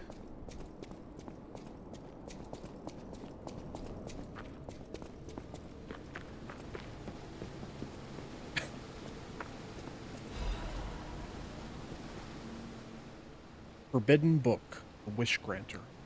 A damaged book with a handwritten warning label. Be warned, this heretical text is designated false scripture. Unauthorized possession will be punished. And so appeared in a vision the saint described as follows. The being's alluring eyes alternated in color between gold and rust, depending on the light, but they paled next to its magnificent smile, the most amicable expression. Had a smile that offered wisdom and benevolence. It could make wishes come true. At that moment, I knew for certain this seemingly benevolent being was very dangerous indeed, for did not know of good and evil. Appears to bear humanity only goodwill, also reflects the desires of those around it, striving to make them happy. But this being is only a mirror. It cannot comprehend the moral compass of good and evil. And those who ask for their wishes to be granted will, in the end, see the results they've wrought. A hell built from brick after brick of good intentions. As my last wish, I asked to return underground. In this way, the world will remember only its supreme benevolence. Doing good, can only stop in for a short time, but had to catch what I could about the streams. No worries. Life comes first, and the VODs will always be there. Plus, I've been uploading them on YouTube as well, but it's good to see you. Also, would you play a game if it's recommended? Yes and no. I won't guarantee that I will play a game just because somebody recommended it, but I'm always willing to hear recommendations. So, what do you got?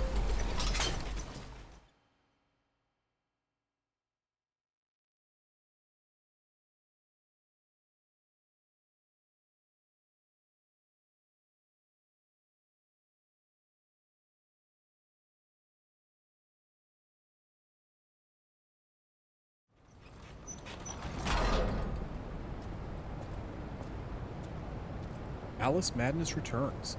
I've always meant to play that game. So yeah, I'd be open to it. I've seen bits and pieces of it, and it looks cool.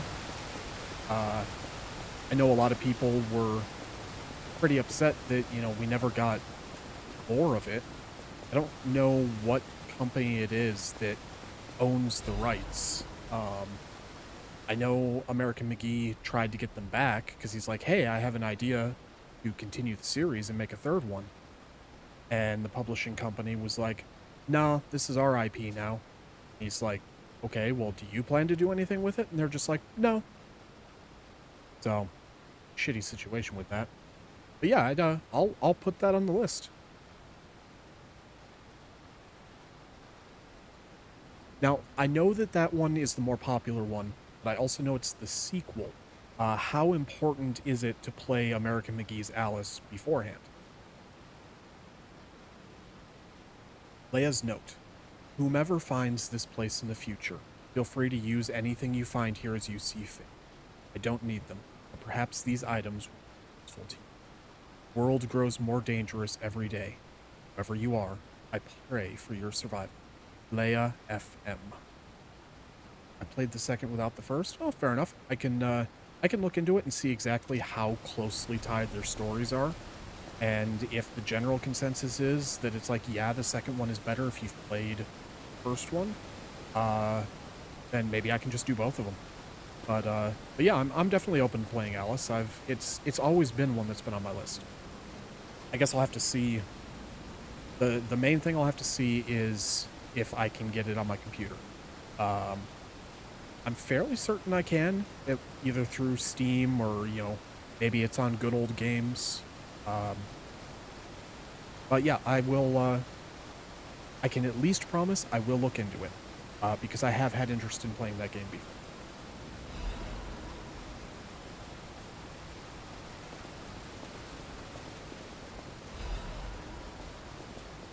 A request to a friend. If you've received this message, then I am likely dead.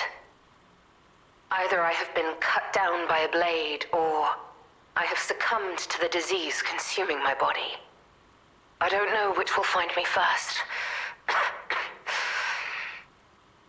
But before the end, I will save Romeo. And I have a request. Take care of him. Please, do this for me. If he gets any foolish ideas about exacting revenge or completing my mission, stop him. You have my permission to slap him if that's what it takes. And tell Romeo. Tell him to be happy.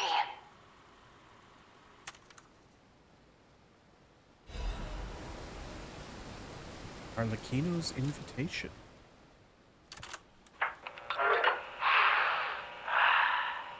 To my dearest and most esteemed stalker. I'll start that again in a second. Sorry it was short, but I have to get back to work. I hope you all have a good night. Not a problem, Noxie. It was good to see you. Thank you for stopping in. I appreciate the support. Good luck with the rest of work.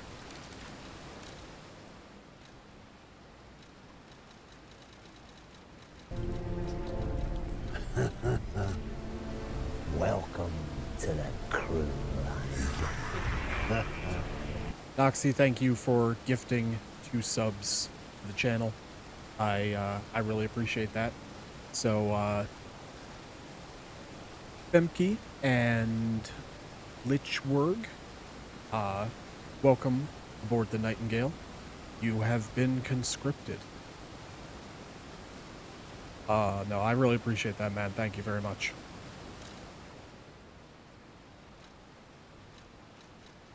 I had forgotten about that sound alert, so when it played, I was like, wait, what's going on? I need to get out of my inventory. I'm about to be attacked.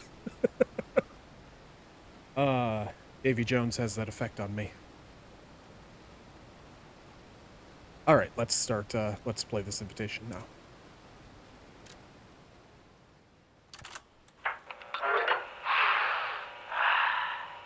To my dearest and most esteemed stalker. I wish I could personally see your face this very moment. How do you like my masterpiece?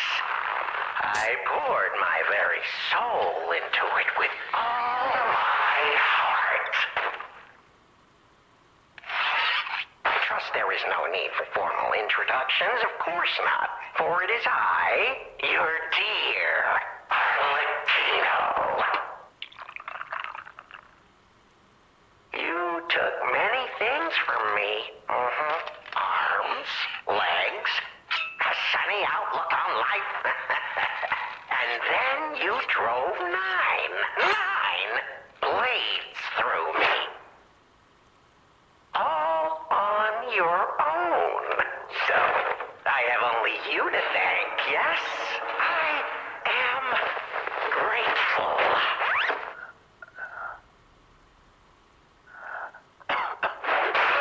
Never in my life have I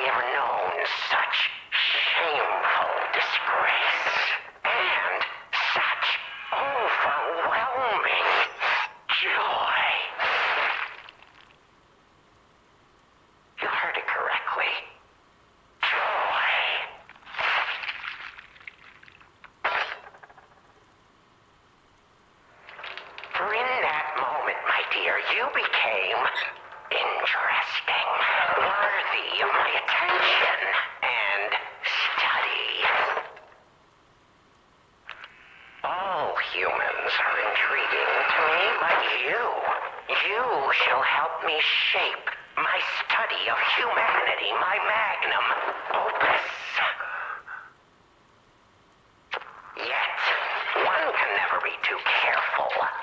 So, you must be assessed. Starting now.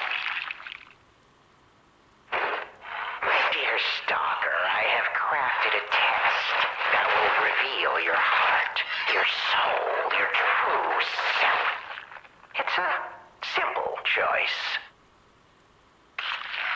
Life is precious, so I wonder, which life do you value more? Yours or your apprentice's? When you have listened to this message, do pay a visit to the Rose Estate. I have something you want back, don't I?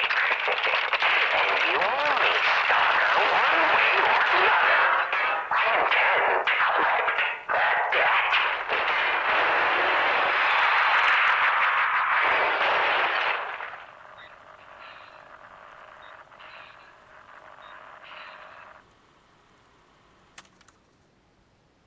That was a fun message, huh?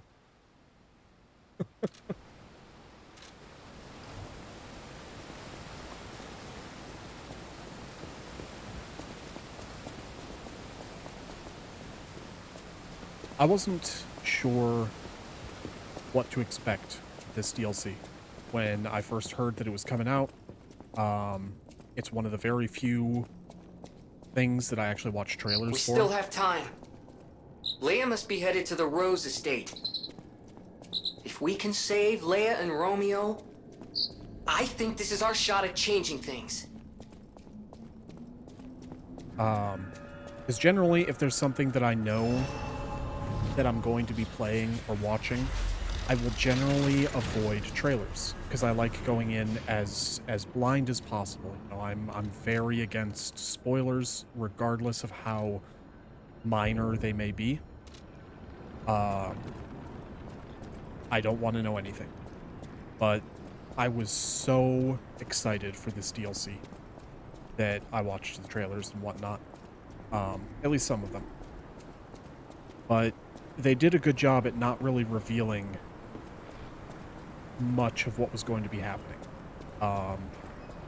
We knew that it was likely going to be back in time, and we knew that it was going to focus heavily on Leia, on the legendary Stalker, which we'd only heard small bits and pieces of throughout the base game. God, that's weird. So when playing through this, I was very excited to see the return of Arlecchino. He was one of the most intriguing parts of base game, and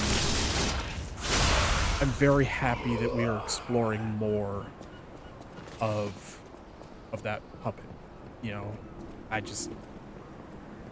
for me, there's few things that a story can do better than having just a really good villain. You know, it's like, yeah, most stories will have a villain, but I feel that getting a good villain is a bit rarer. Because a lot of times when people will write a villain, they'll just write a character that just does bad shit, or it's just written to be hateable. And I mean, yeah, I guess that works. But to me, that isn't enough to make a good villain.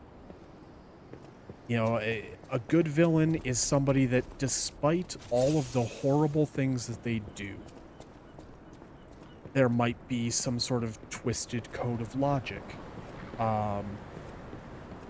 And sometimes you almost find yourself rooting for them. And there's only been a few that, to me, have made that level of villain.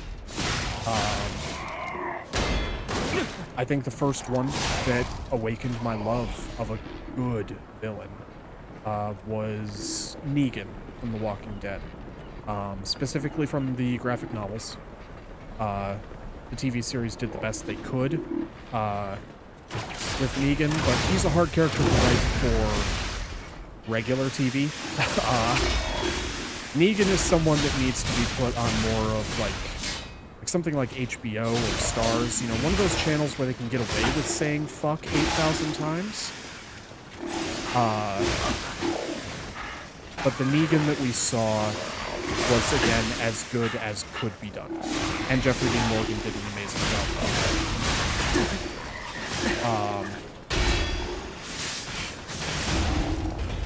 But it's like, you know, 'cause, yeah, Negan was evil. He did bad things. You know, he was clearly not the good guy. But he thought he was. And not just because he thought, well, I should be in charge of everything. And I could ramble for a long time about this topic, so I will try and wrap it up here a little bit. But, you know, just a really good villain is what can sell a story for me. And Arlecchino had much more interest to me in this game than, say, like Simon Manus. Nothing against Manus, he made for a good villain, and he also thought that he was doing right. But Arlecchino also had, I guess for lack of a better word, stage presence. You know, he was dramatic and knew how to deliver a line. So I was very glad to find out that it's like, all right, we're getting more about Arlecchino.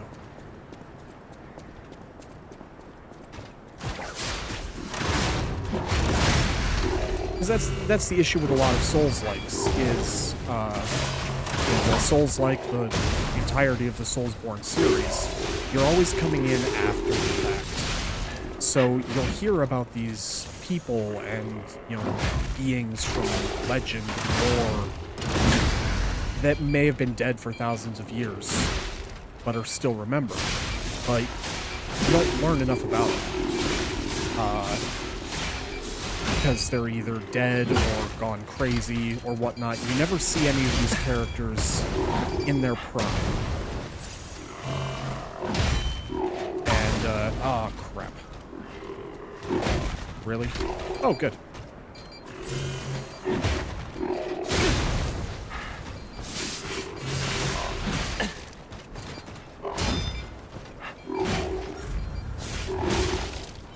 I hate this guy. Thank you. Jesus.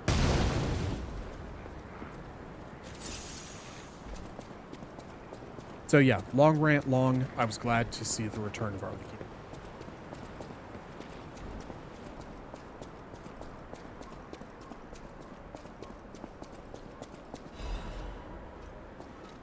Empty painkiller bottle.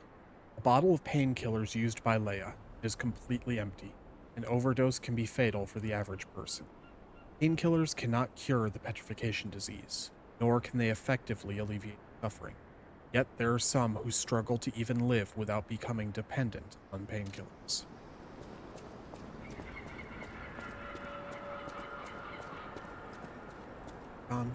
Ship.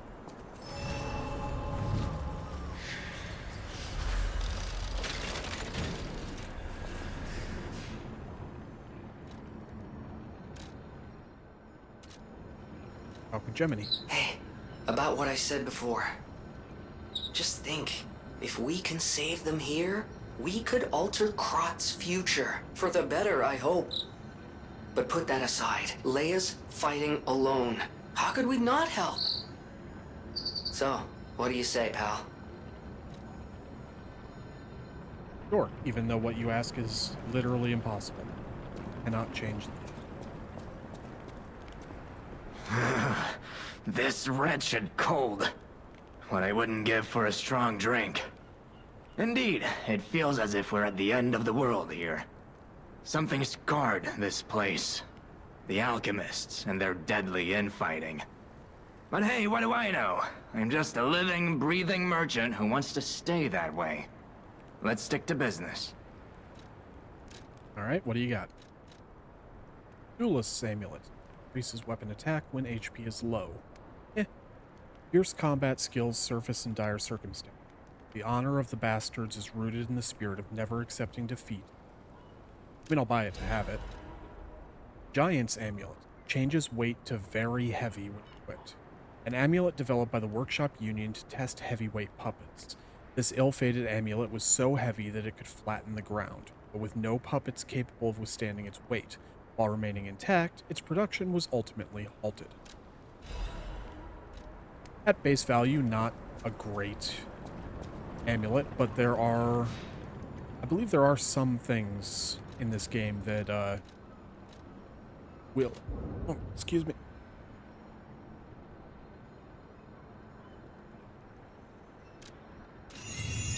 Ah, sorry about that. That came out of nowhere. Some things that will be affected, like that you do more damage, the heavier you are. So having an amulet that can permanently set your weight to very heavy can be fairly useful if those are the types of builds you're going for.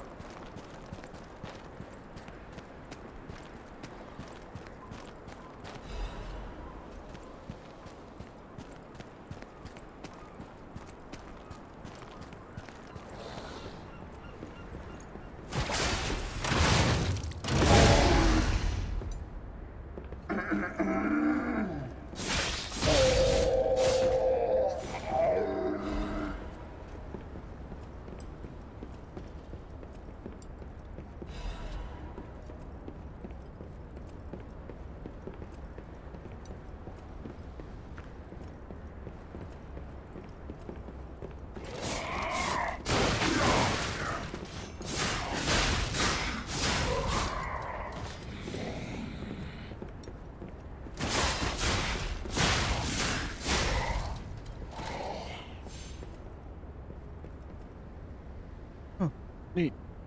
I have one of those rifles.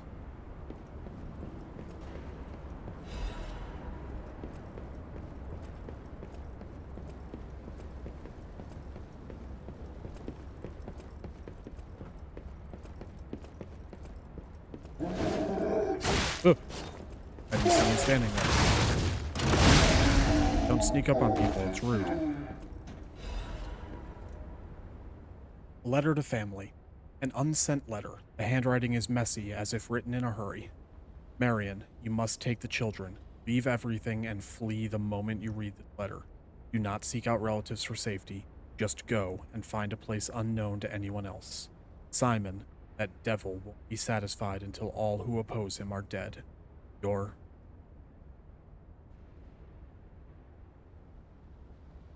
Little bit of a continuity error here. Obviously, this letter was interrupted. The writer was killed in the middle of it, yet it's inside an envelope sealed with wax. I don't know, just saying.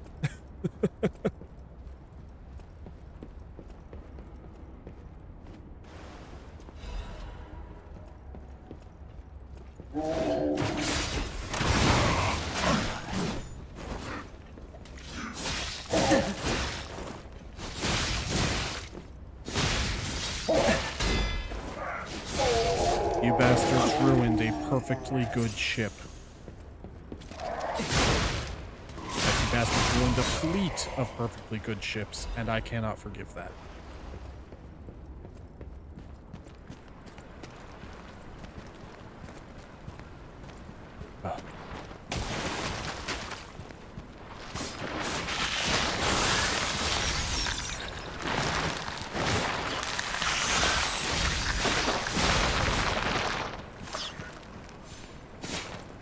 Okay, I thought that thing was still alive.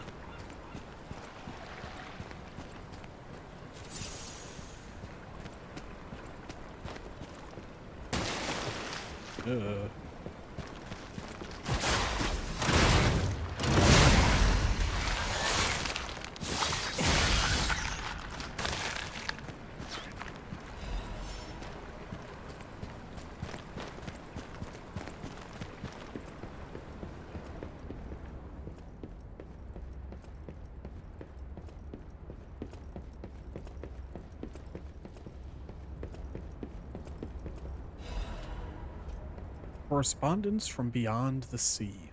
Scroll carrying the soft scent of fine ink. My respected brothers and sisters of the truth, your correspondence was well received. I cannot hide my awe regarding the events occurring there, beyond the sea. Time and again I am enlightened by your profound learnings. I can only respond with my thanks. The golden medicine enclosed in your recent communique was most welcome. I have confirmed its efficiency on patients suffering mild symptoms of stone disease, those whose lungs were not yet affected. Fortunately, it seems eradication of the disease on our shore is possible, as only some coastal residents show symptoms. Many lives are being saved thanks to the teachings of the Brotherhood. I shall post additional updates from across the sea soon. My wish is that you remain safe and well until then. May we someday meet, my brothers and sisters, here in the land of the Radiant.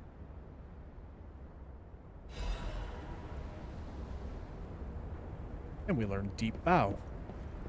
So, it seems that the petrification disease is not only ravaging Krat, that it has made its way to the Country of the Morning.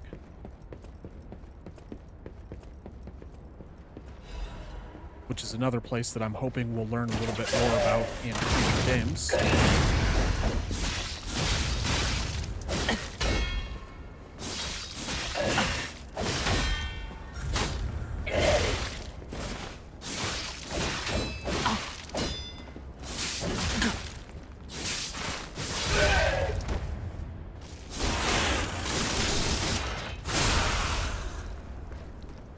Oh, you're not dead.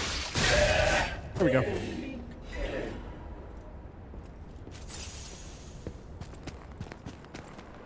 Okay, this must be the way to go. Alright, so I'm going above deck.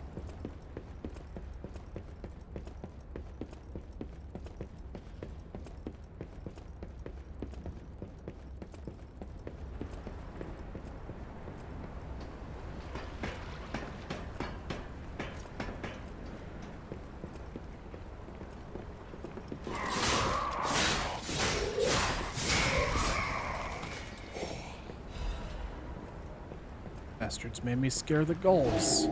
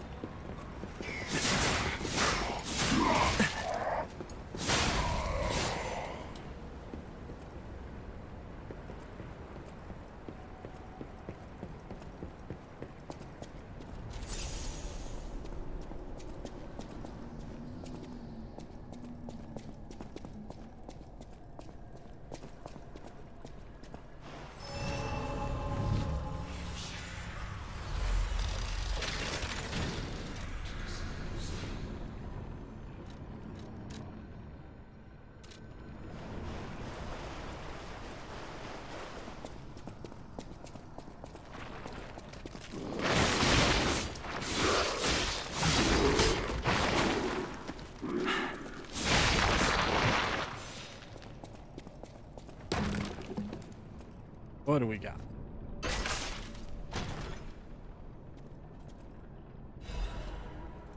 Legion caliber. Alright, fair enough. Don't really need it, but I'll take it.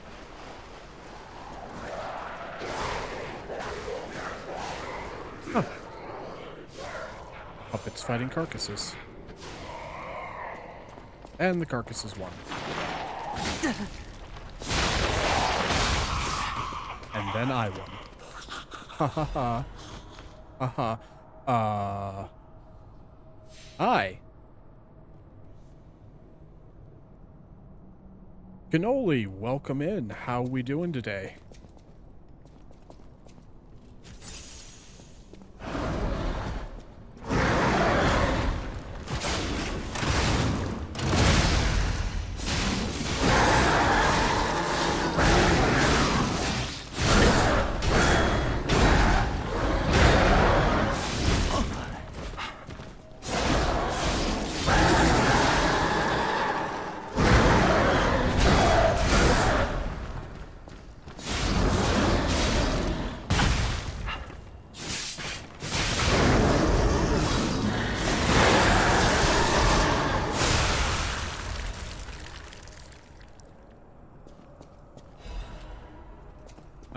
That'll teach whatever the fuck that was.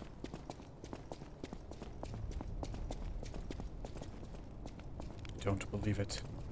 Soup? No, it's an empty pot. You lied to me with fake soup. How dare you? Tired, but otherwise alright. We'll be mainly lurking, though. Just finished working out and would like to get cleaned up, but figured I would pop in and say hi. How's Liza P going? Going pretty well. I think we're closing in on the end of the DLC. I mean, obviously still got a little ways to go. But yeah, it's been going good. But yeah, you enjoy your lurk and, you know, rest up from your workout. Gotta get all your energy saved up if you're going to be gathering all of that magic this evening.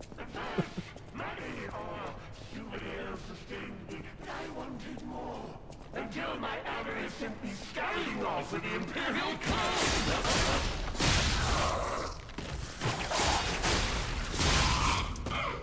This lonely performance, dreaming of Adelina on this couch, it is enjoyable in its own right.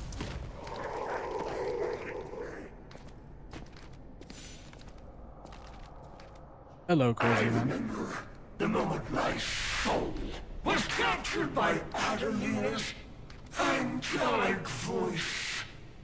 It split the heavens and heaved the seas.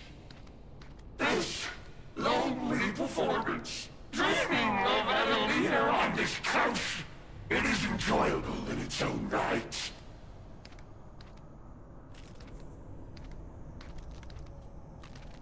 Got anything else to say?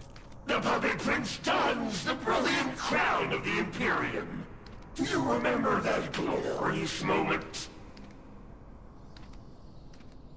Sure, buddy. Sure.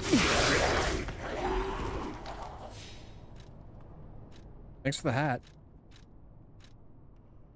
Puppet Prince's Imperial Crown. It was worn during Red actress Adelina Corday's most popular performance. The celestial voice captivated many with its dreamlike performance. The crown was cherished as the symbol of those performances, but in the end, it vanished like a dream. I have a crown.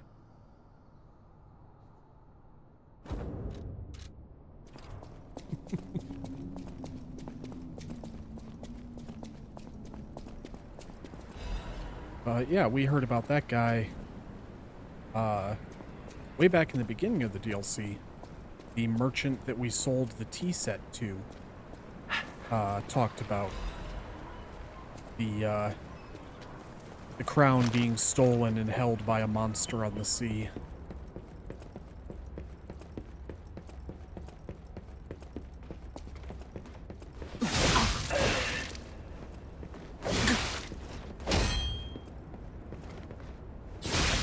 Can't backstab. Awesome.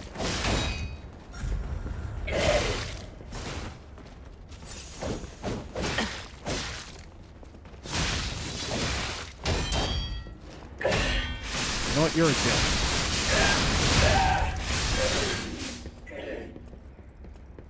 What you get?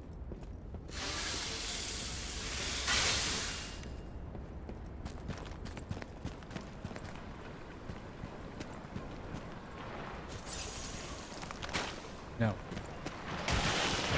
Also no.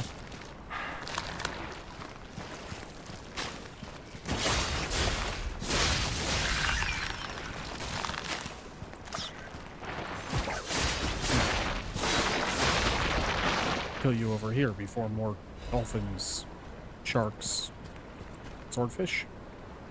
More of these things pop out of the wall.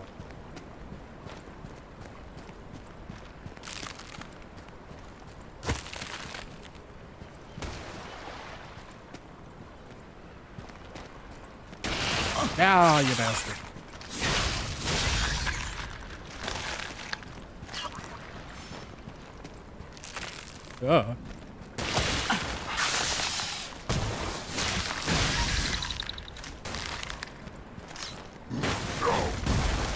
Oh yeah, you.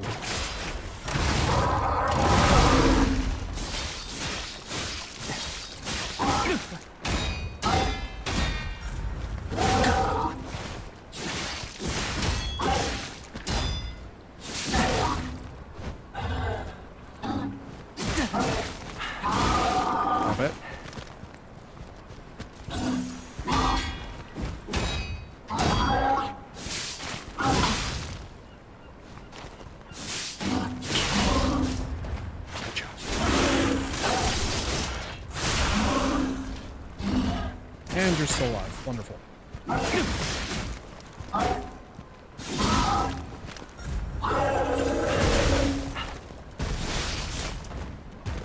Alright, cool. Thank you for dying.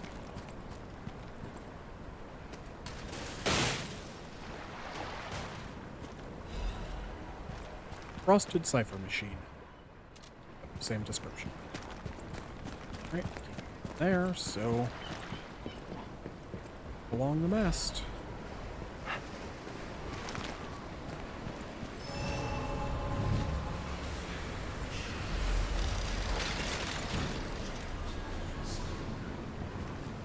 Alright, I'm just gonna grab that one item there.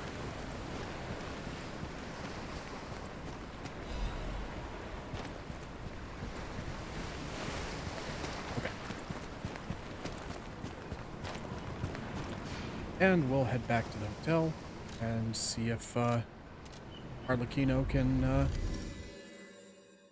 crack that cipher.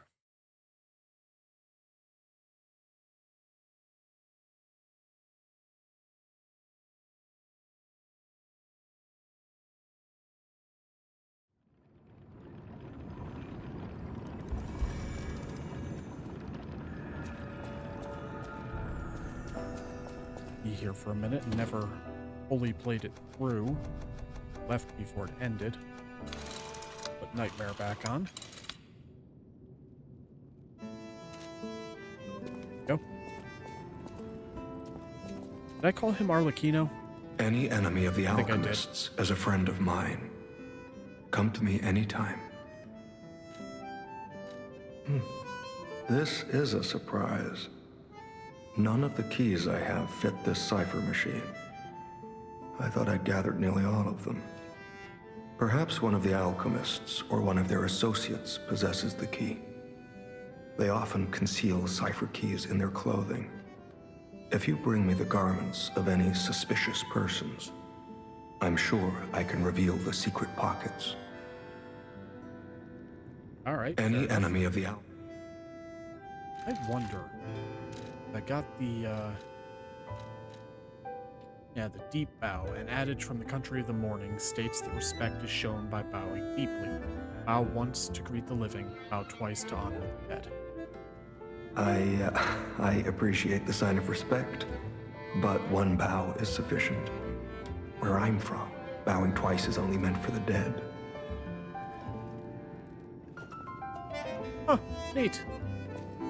So, what if I do bow at you a second time? I appreciate the sign of respect, but one bow is sufficient. Where I'm from, bowing twice is only meant for the dead. Alright, fair enough.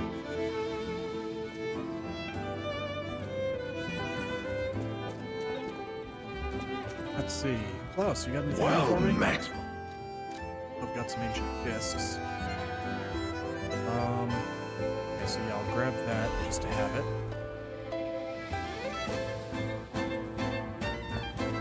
Okay. Well, I want to hang around the hotel long enough for this record to finish playing. So I am going to take a really quick break. I gotta get a beverage. So I will be back in just a minute, and I will leave you guys with this music. Right back.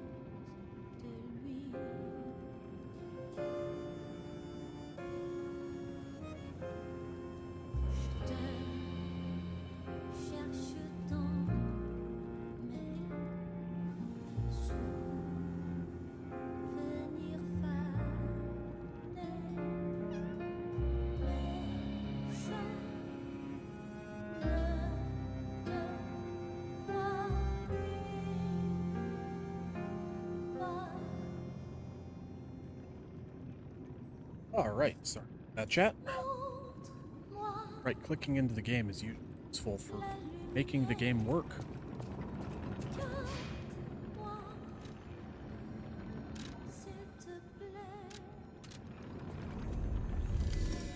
And off we go.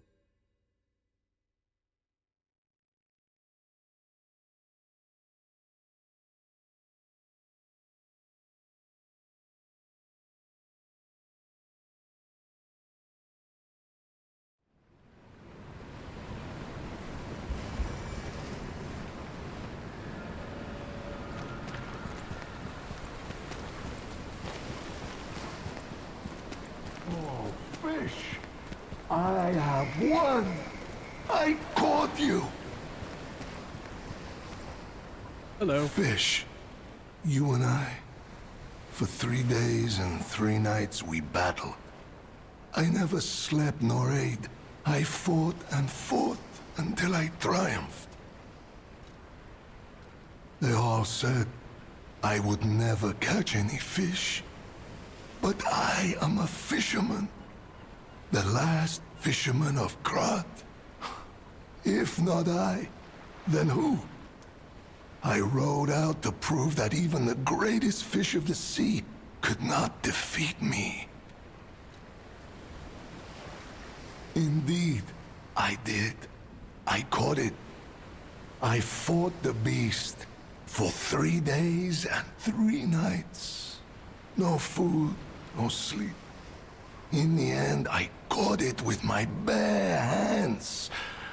A great toll is taken on my body. Why? Because I am a fisherman, of course. The petrification disease, carcass monsters, none of that matters. Any day the sun also rises, so does the tide. And a fisherman must head to sea to bring in the catch. That's what I wanted to teach the fools in the village. You would help an old man? Refreshing in one so young. All right, go to the village and find that foolish brat, Manolin. Find him and tell him I caught the fish. And get the beer he holds for me. After battling this fish for 3 days, I am exhausted. It's time to celebrate my triumph. And a beer is just what I need. Hell of a catch.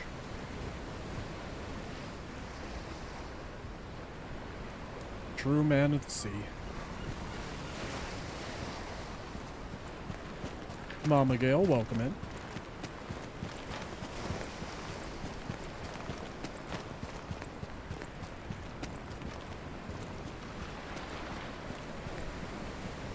So, a really cool thing about this particular ship that not many people know is this ship you can actually wear as a hat because it's capsized.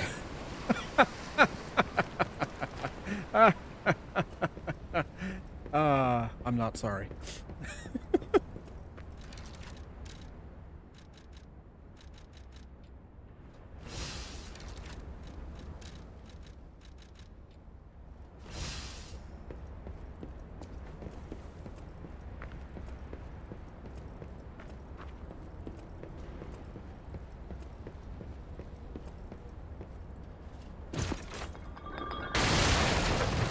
I was trying to open that.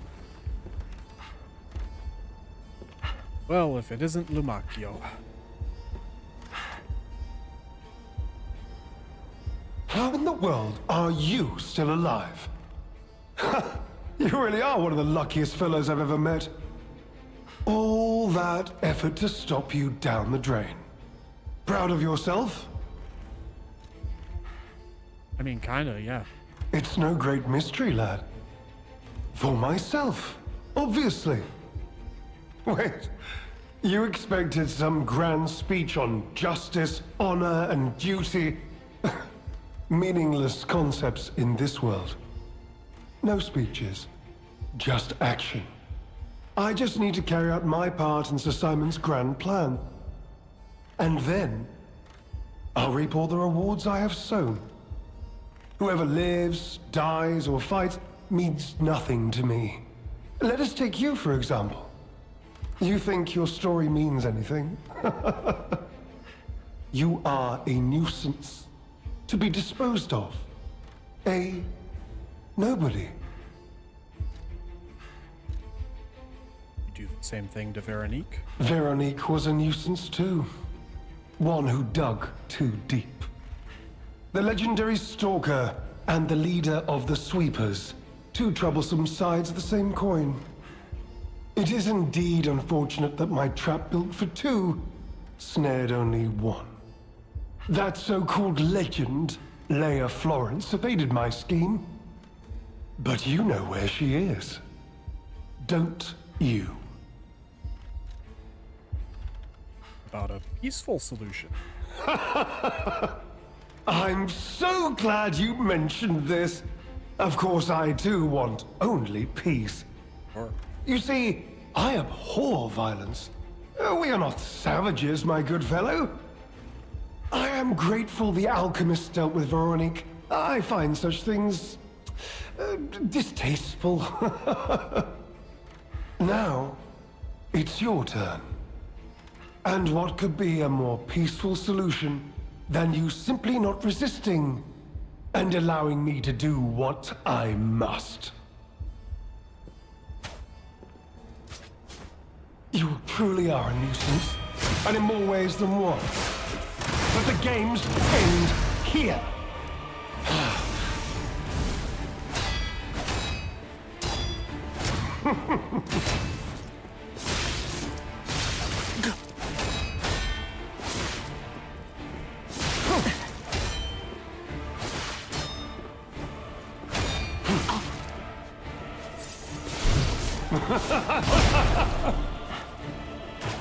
You know, Lumakio, you really are a bastard. Behold, an elixir of great power, crafted by the most brilliant alchemist as reward for my contributions. Well, you are now officially the worst because you broke the cardinal rule of being a video game boss and you healed. Only I am allowed to heal. So, you screw you and whatnot. Wait. What is happening?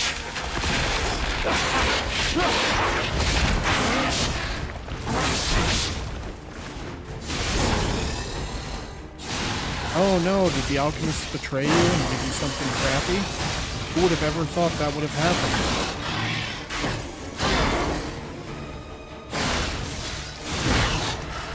I am no mere pawn to be sacrificed.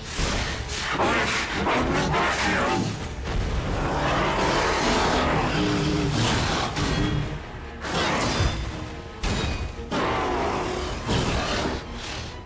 Also a dick for infecting me with decay.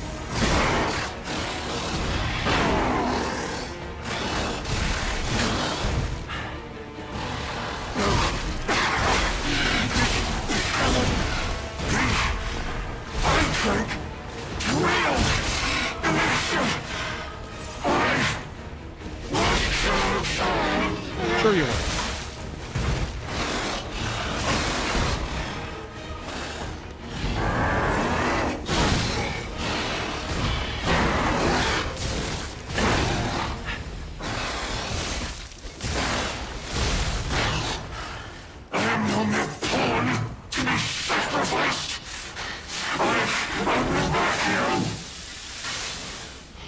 Yeah, how'd that go for you? Please, my dear, good, kind fellow, hear me out, please. I can explain everything. All of it. Please, just don't kill me. All this happened All of it, because of the alchemist and that damned infighting. I had to pick a side.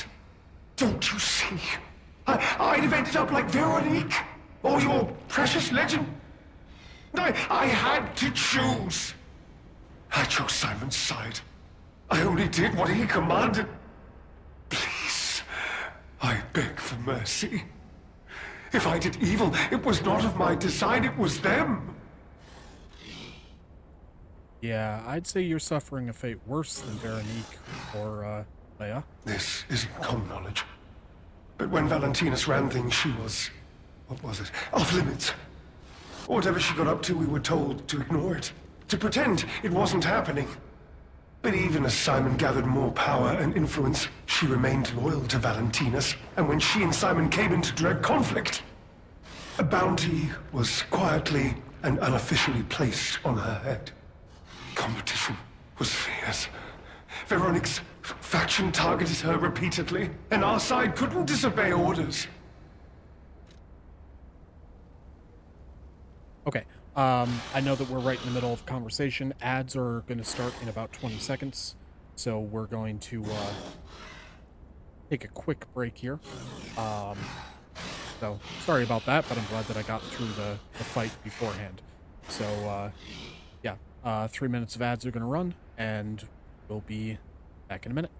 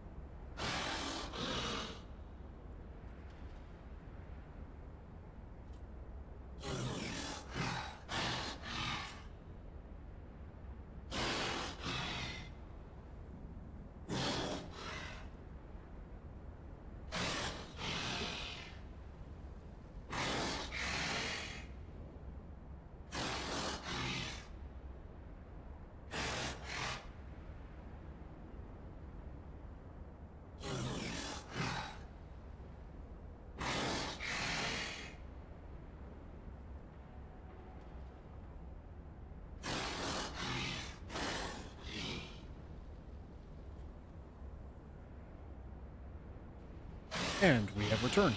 Sorry about that, everyone. Alright, let's ask him about this medicine that he took. This is a mistake. But how? The alchemist gave me this elixir. No middleman. But the cure, it was complete. Worked on carcasses, they said. I was to have a stronger body. One immune to disease and infection. I was to become power. But no. It must have been a mistake. They gave me the wrong one. The wrong elixir. I must have treatment. I must. My good, kind fellow. Please. Sir.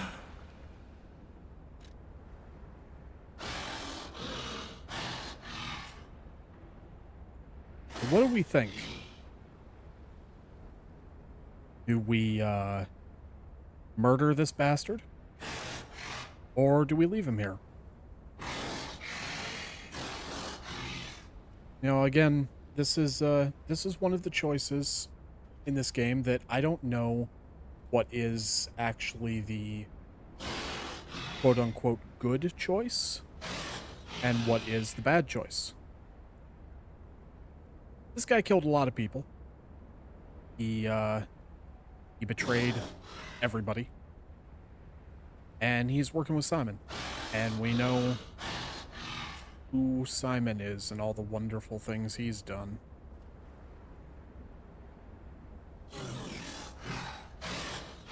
So, I don't know. I think that, personally, I'm gonna kill him.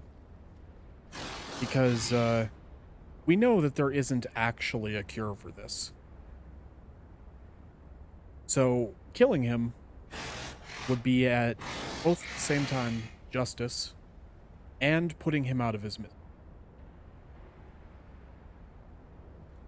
So, alright, well that's all the motivation I need. My mom thinks that I should murder this person, and I will do it. What? No. How could you? You promised! You promised you would let me live! I promised no such thing. Please! They promised. The alchemist. I must go to them. I must go to them. Get my cure! Yeah, that ain't gonna happen. They think this is evolution. So, bye, Lumakio. No. I was chosen! Sure you were. Chosen to be a wonderful pawn in Simon Madness's game. And look! You've got babies now. Look at the little snails.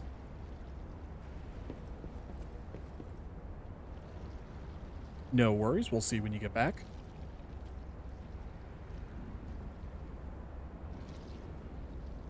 Alright, well, we got some new outfits. The mask worn by the leader of the bastards. The pristine mask shows no wear despite years of strife. His enemies called him slow and slippery like a snail. He created this golden mask to turn that slanderous name into a symbol of sophistication. Ooh, fancy.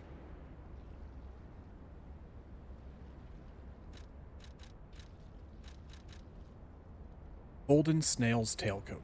Tailcoat worn by the leader of the bastards. It is a bespoke suit tailored for style and luxury. It is always best to treat others with grace and proper etiquette. Lumakio, calming a disruptive crowd at a social gathering. Baby snails? Ew.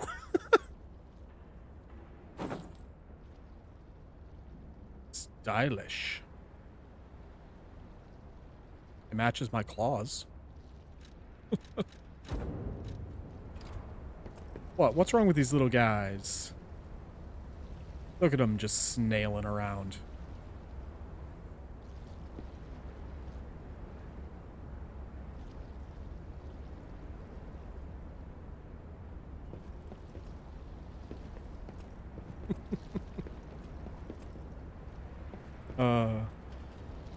Alright, well, he's dead, so moving on.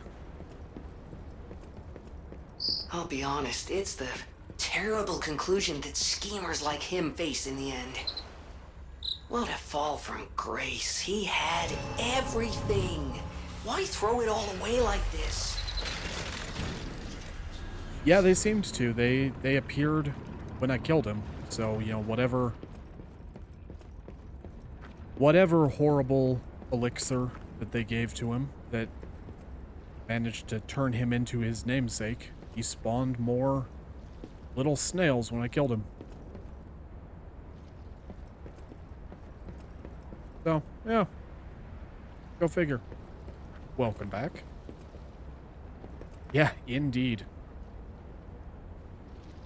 Good thing he chose his moniker to be after a snail and not a spider.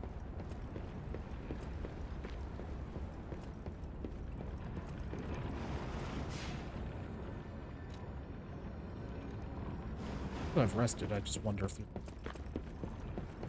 Nope, he's gone. Oh, his babies are still there, though. I guess they'll just be hanging out here. Maybe they ate him.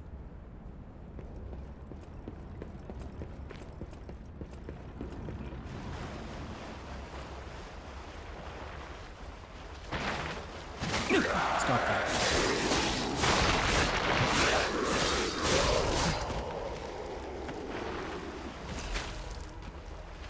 Okay, the magazine. Excellent.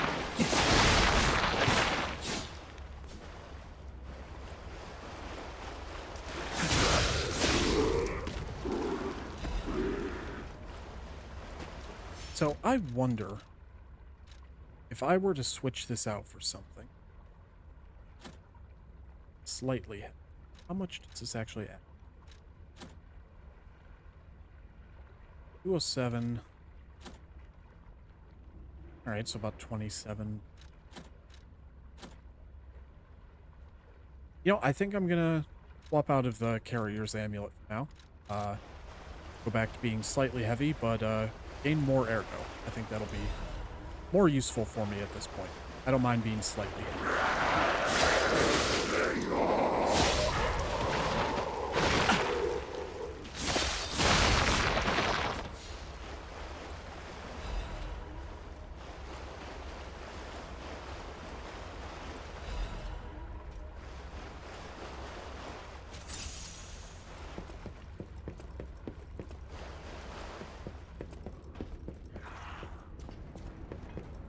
Ooh, treasure chest.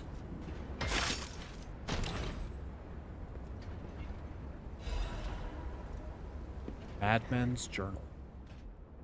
I have learned the devil's method. The subject's body must be fresh, minimal post-mortem time. Container must have a close resemblance to the subject. Appearance is key. The essence acquired from the subject must have been produced before death. If this is true, only one element is missing. It requires a desecration I can't begin to imagine, but must. Am I cursed? Is this retribution for letting myself be blinded by grief and working with these alchemists? But without her pain, I've had no reason to go on. Send me back to my child. Alas, I cannot, but I can still get the child back myself. If so, that is the only course I can take. I will have no choice but to make this my singular purpose. When did you dye your hair? When, near the end of base game, if I gained enough humanity, my hair turned white. And that was the final sign that I would get the good ending. So that was a super important piece of lore that we just picked up with this Madman's Journal. I am thoroughly convinced that this is the journal of Geppetto. And this is him talking about deciding to try and bring Carlo back from the dead. And thus the creation of Pinocchio. Because this ties in very heavily to a document that was interesting in base game, but became so lore significant with the DLC and some of the revelations. So the quote he has here, "Send me back to my child." So there was an earlier one that we found. I think it's a book.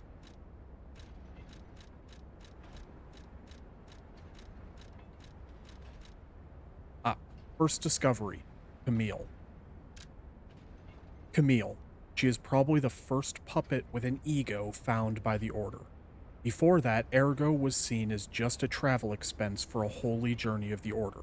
It was God's gift, but they didn't know that it was truth itself. However, God gave us fools the revelation for our enlightenment. It was God's miracle that Camille was made into a maid puppet. Despite being in the early phase when the design was rudimentary, Camille caught and saved a baby who fell from a crib. Such functionality was nowhere to be found in the puppet's design.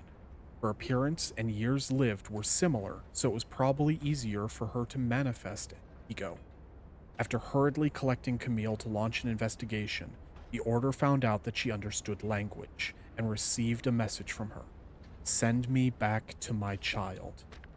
By interrogating and taking Camille apart, the Order had opened the door to a new possibility. Later, means of control such as the Grand Covenant emerged, but it was a small problem compared to this discovery. Ergo is not a simple power stone. It embraces life. Through Ergo, we can open the door to eternal life. Awaken, evolve, ascend. With this discovery, humankind will achieve immortality. So the exact same quote, with periods in between each word. And in the DLC, we have now learned that Geppetto's wife and the mother of Carlo was also named Camille. And this describes that the appearance and years lived were similar. And we know that Ergo is made up of human life force. That's how it's formed. So it's possible that somehow through mass coincidence, a maid puppet was made that looked similar enough to Geppetto's wife. And then the Ergo that ended up powering it may have been Ergo created from the death of Camille. We know that the alchemists engineered the death of Camille. Well, they didn't really want her dead. They wanted her captured because she was a listener, same as Sophia. She could hear Ergo. So having that log, and now in combination with the Madman's Journal, and just talking about this, just really makes me feel that this is Geppetto's journal. And this is him deciding that he will do whatever it takes to honor Camille's final wish, even a wish that was made after death, to send me back to my child. Because he wants to try and get Carlo back. And that's the entire point of the main game. As us as Pinocchio go out and gain more Ergo to fully activate the P-Organ in hopes of taking it out of us and using it to resurrect his dead child that he basically had abandoned throughout life anyway. Stop blowing holes in my ship.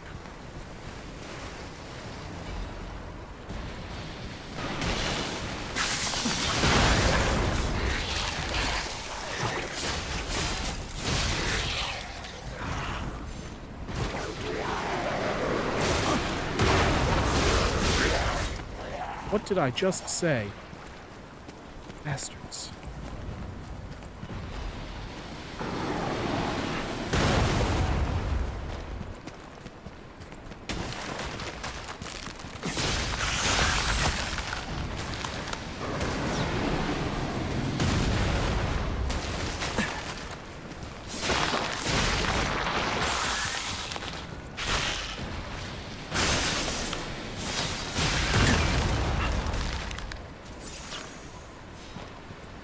Kids can be brats, and that is absolutely true.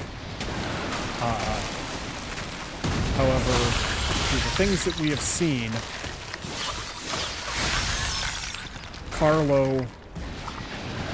was definitely the one that was mistreated in that relationship. His mother was dead, and his father just threw himself into his work, completely abandoned Carlo, basically dumped him on Antonia, and Geppetto wasn't even around when he died.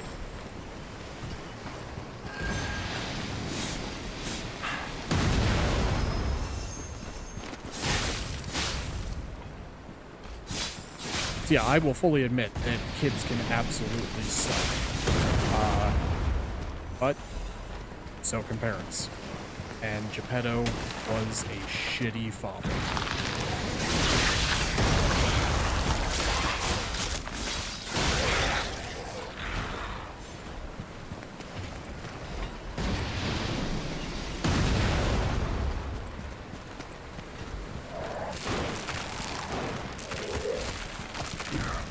I'll deal with you guys in a minute. I want this cannon to stop shooting at me. Oh, hi. You have to be alive? Like, is that something you absolutely have to do right now? Because I'd kind of rather you didn't.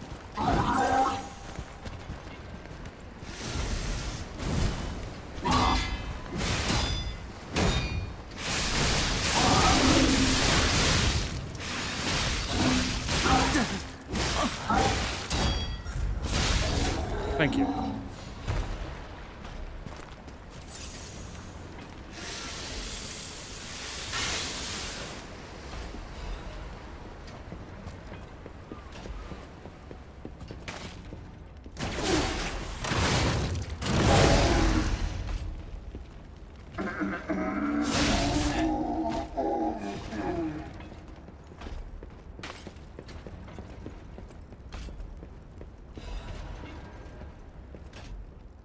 Wanted by the Order, Alidoro. Apprehend immediately upon discovery. Fugitive fled after inflicting serious damage upon the Order. Multiple charges have been filed, including theft of confidential information, destruction of property, abduction and luring of Order members, defamation against the Order. Wanted dead or alive. No liability shall be assigned regarding his condition.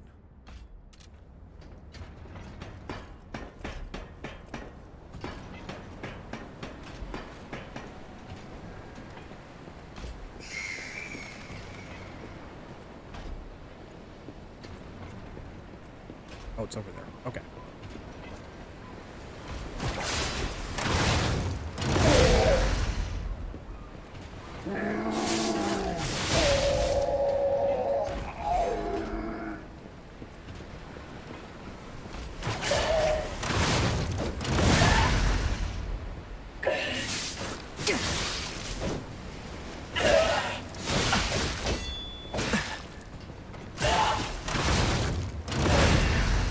Oh, you dick. Stop dodging. Thank you.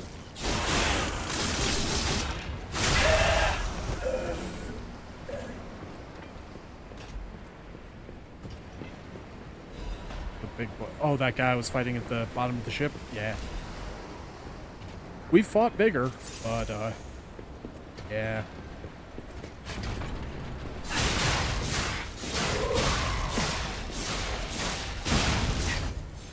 There we go. No more cannon for you.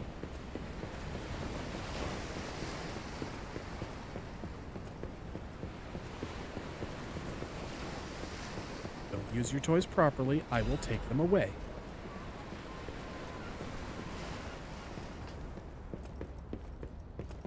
Did I ever go in here? I must have.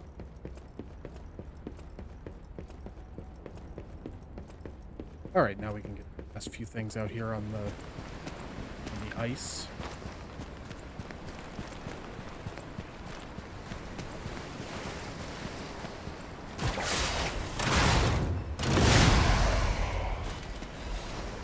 Looks like that other puppet that was shooting at me must have fallen into the water. Sucks to be him.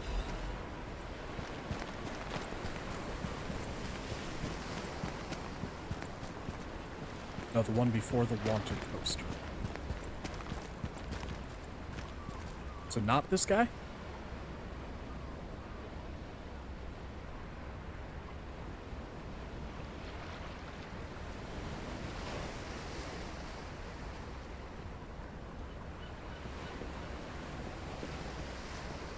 Alright, fair enough.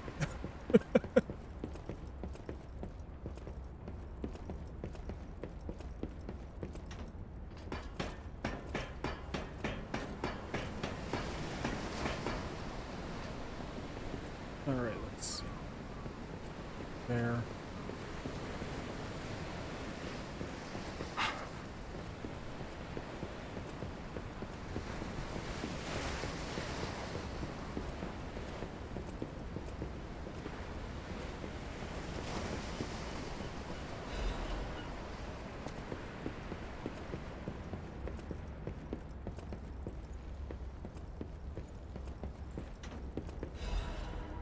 Is to go.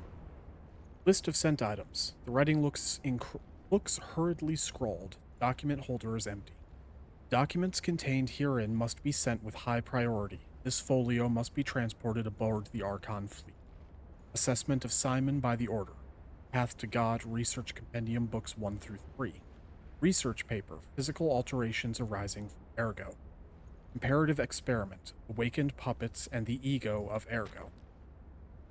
Report on experiment number 7 regarding the cause of carcass mutations. Case collection. Carcass mutations resulting from the side effects of the financial report of the Order. Ergo transaction statement. Copy of letters and notes concerning Simon's close associates. Final list of Simon's followers.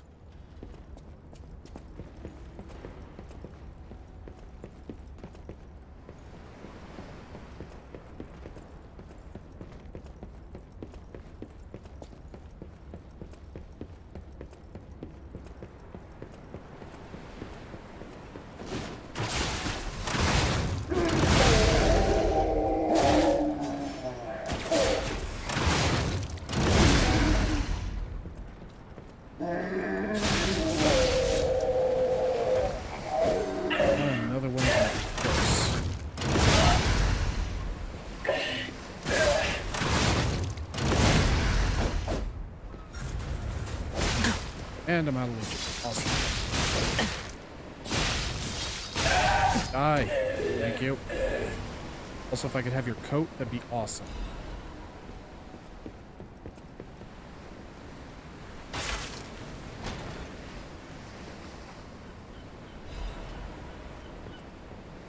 Silent Evangelist waits.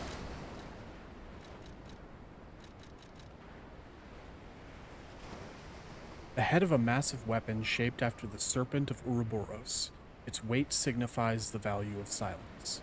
The silent evangelists have only one doctrine: silence. Their preaching is death, execution, and annihilation of the enemies. The handle of this massive weapon... There we go, okay. The handle of a massive weapon shaped after the Serpent of Ouroboros. The handle is encased with decorations of death, burning for liberation. Death always flows beneath the feet of the silent evangelists, the blades of Simon. Those deaths become yet another of their secrets. Silence. Put this weapon out. Oh, God, that is huge. Holy crap. Wow, that's really fast for a heavy weapon. Holy shit.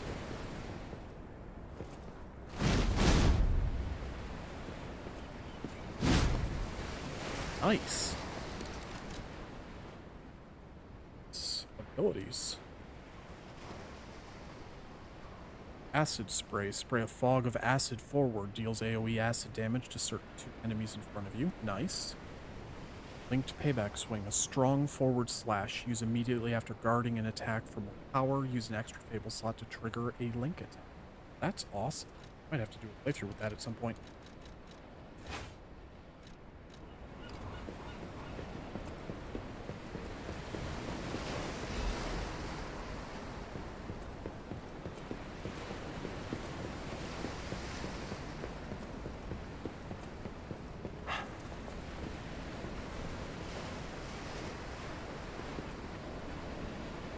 Give me just 1 second, chat.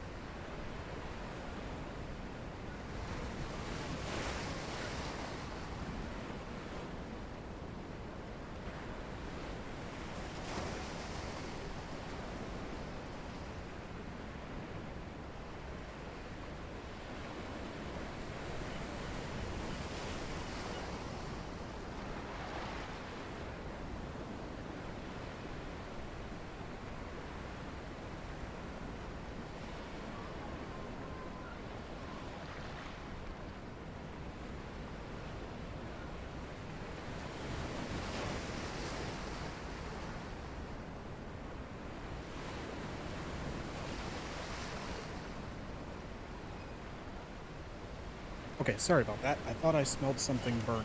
Had to make sure my house wasn't on fire.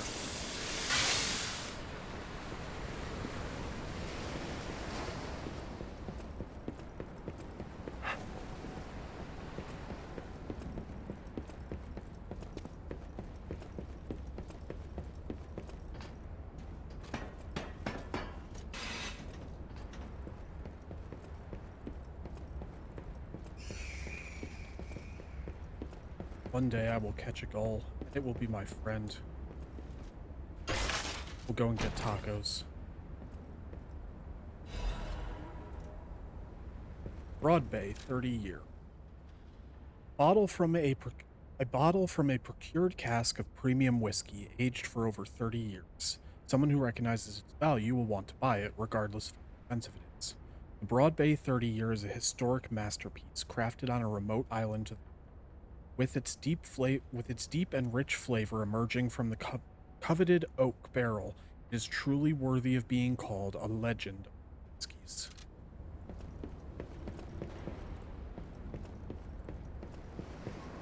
Really a fan of whiskey.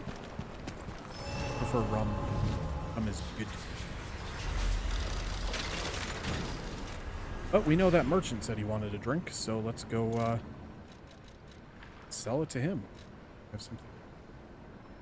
Oh, okay. It seems like she may have completed her painting.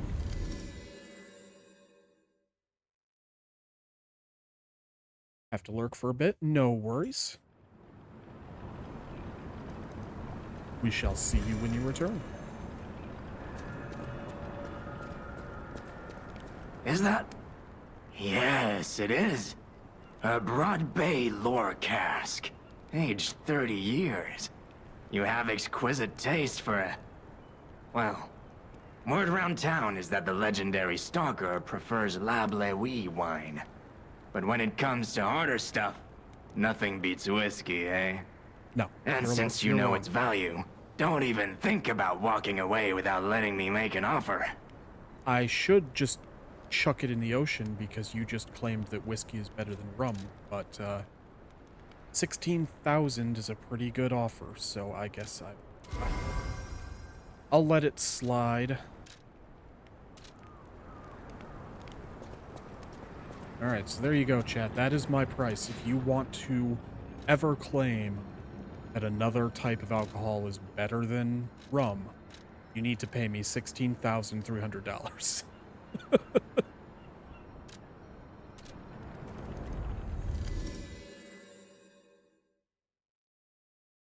Then I'll let you get away with it.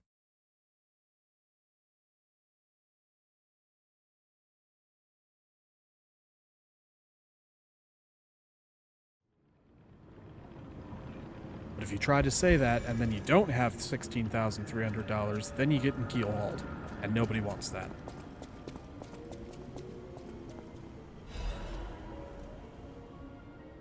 Painter's Sky, a painting created by Goddard the Blind Painter. It has been painted roughly with oil paint. The painter, trapped in darkness, yearned for a ray of light to illuminate her from within. That light was connected to a profoundly blue and strange sky. Pretty. To the one within the darkness, the one who showed such kindness to this blind painter who had lost her light. After you returned my lost art supplies, I became inspired, finished my painting. This painting.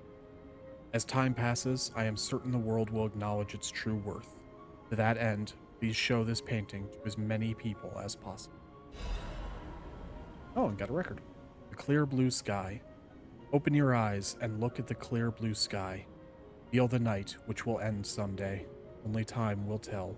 The clear blue sky, a song of how the landscape seen when the veil of time flows is lifted, may sometimes be the most.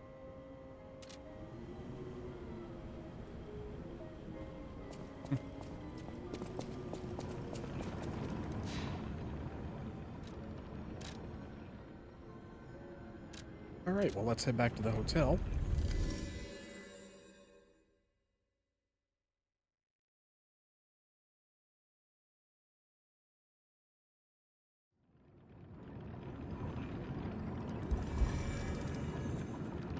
The first, just to make sure that we play the whole thing, let's get that record started.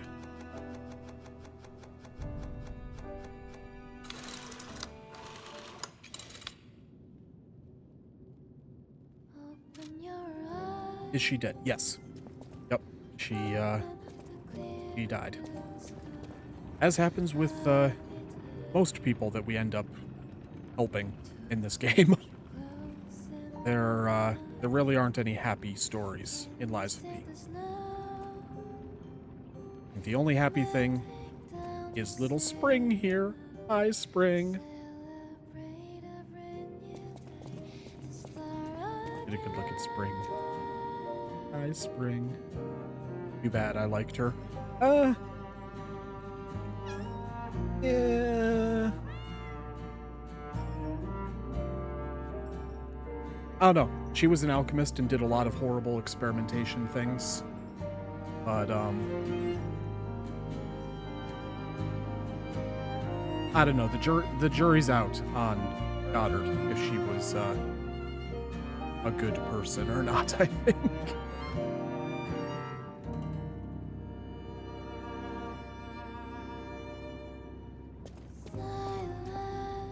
Because I know you haven't been here super long. I'm wondering, you might be confusing her with the other lady in the wheelchair from the base game.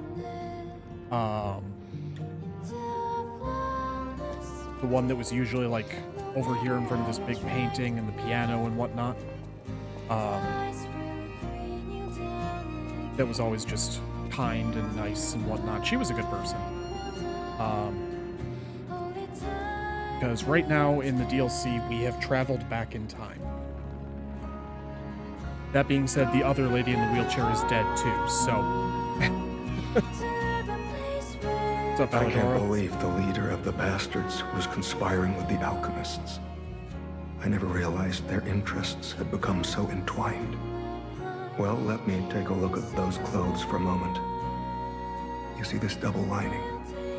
It contains a hidden pocket for hiding valuables. I'd hoped I wouldn't locate the key to this cipher machine inside.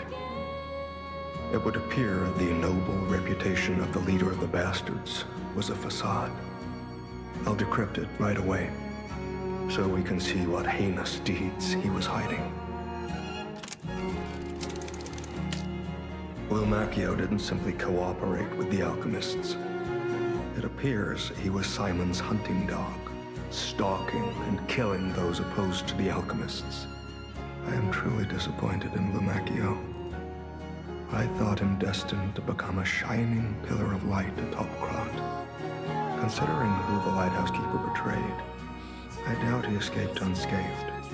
Unless, of course, he prepared a hideout. If so, the only piece of advice I can give for finding its whereabouts is to put yourself in the shoes of the lighthouse keeper. Decoded frosted cipher machine text. Target not found. Reconnaissance of hideout unsuccessful. Maintaining blockade is a standing warning to the target and all traitors. My apologies, Sir Manus. Your disappointment is warranted, for I have failed you. In my defense, the traitorous fat swine has been hoarding and stealing from us since the very beginning, and not one of us saw it. I knew that lighthouse keeper was both insidious and audacious, but I never thought he would go for the elixir. I have no excuse. That said, I believe there is no longer need for concern. The target could not possibly have escaped the lighthouse. In the meantime, I shall blockade the seas themselves to make an example of the traitor. The gluttonous grifter will have nothing to eat but his own flesh. Ugh. I suppose we can go and make that other Legion arm. Just to have it. And do I have what I need? Yeah, the other... Alright, there we go. So we've got all the Legion arms now. Cool. Welcome back.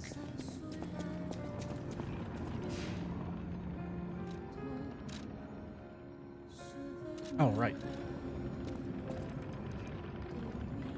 Gotta hang up the blind painter's painting. So there we go.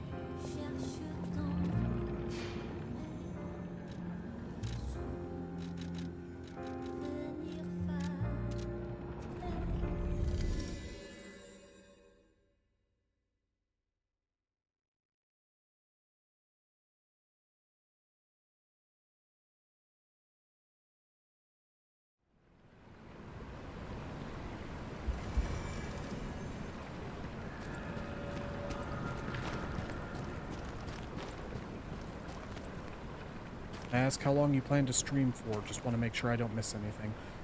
Probably not too terribly much longer.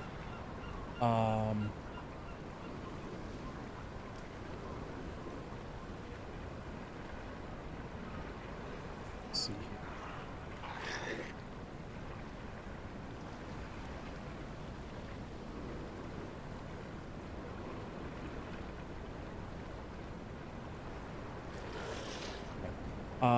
Right now, Cannoli has yet to go live.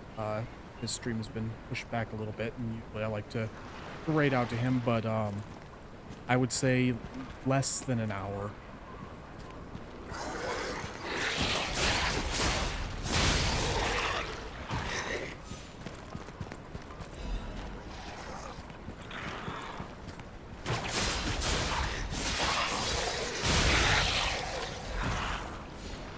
Alright, Johnny.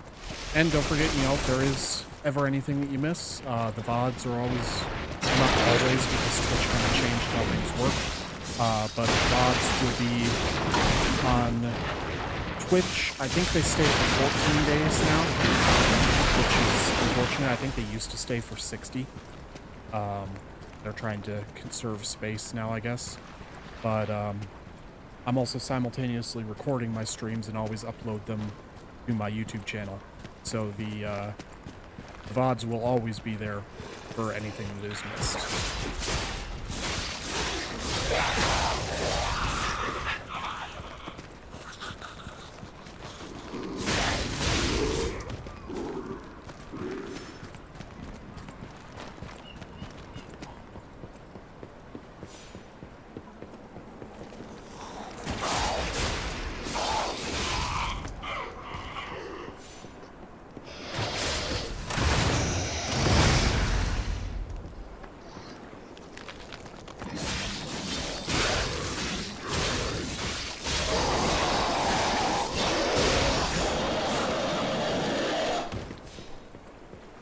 Well, looks like the old man's fishing village didn't fare too terribly well.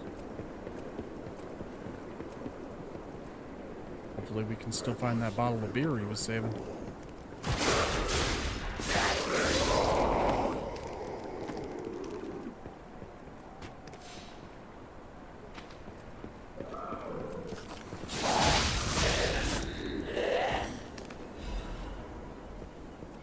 I might be leaving soon, way past my bedtime.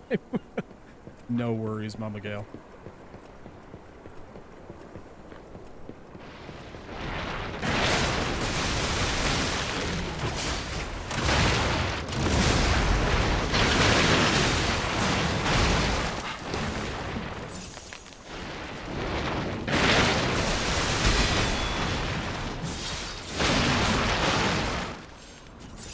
God, I hate those things.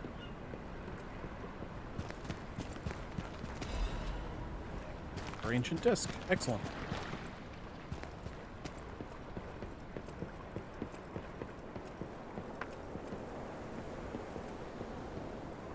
Been a hectic night. Oh, I'm sorry to hear that.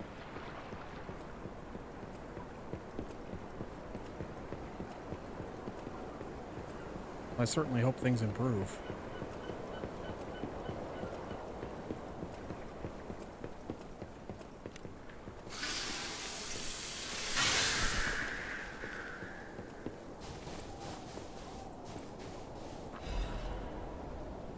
Mayor's Journal. Sallow set out to sea 2 days ago. In the end, I couldn't stop that damned old fool. As if all the monsters suddenly appearing and throwing everything into chaos weren't bad enough, why must that stubborn old man make me suffer so much in my twilight years? But it's not just him. It seems everyone here has suddenly lost their minds. More and more villagers are suddenly insisting they want to die. Feels like I'm the only one who cares about the village anymore. Let's start by checking in with the residents next door. The rest of the words are smudged and illegible. Would have liked to have popped into Cannoli's stream for a minute, but tell him I said hi. Will do, Mama Kale.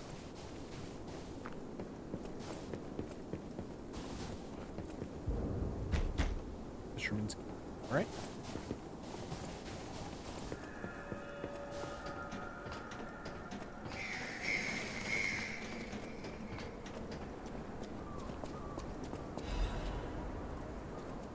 Krot Mysteries, the Haunted Lighthouse.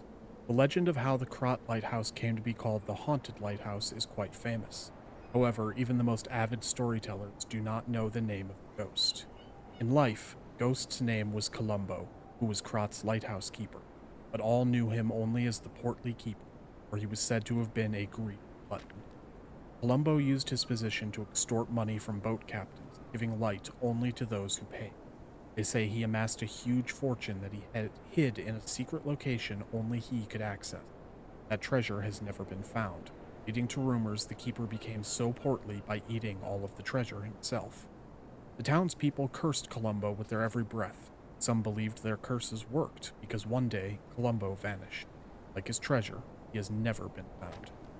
The lighthouse could not be left unattended, so the townspeople appointed a keeper.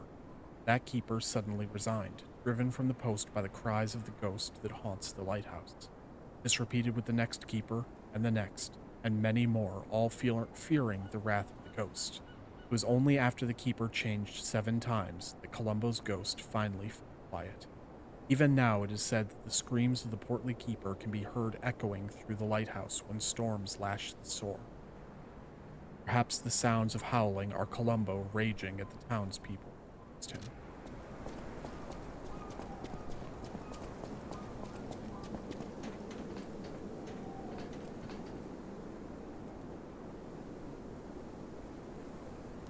Okay, I could go down there, and there's kind of like a mini boss with like a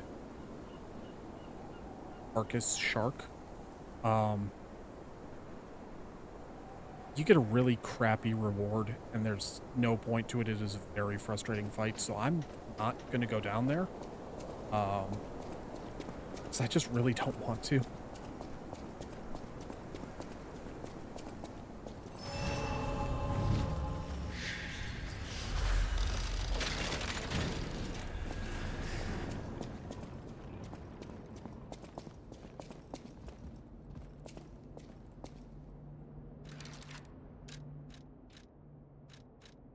Alright. Giant's Amulet. This is the main reason that we picked this up.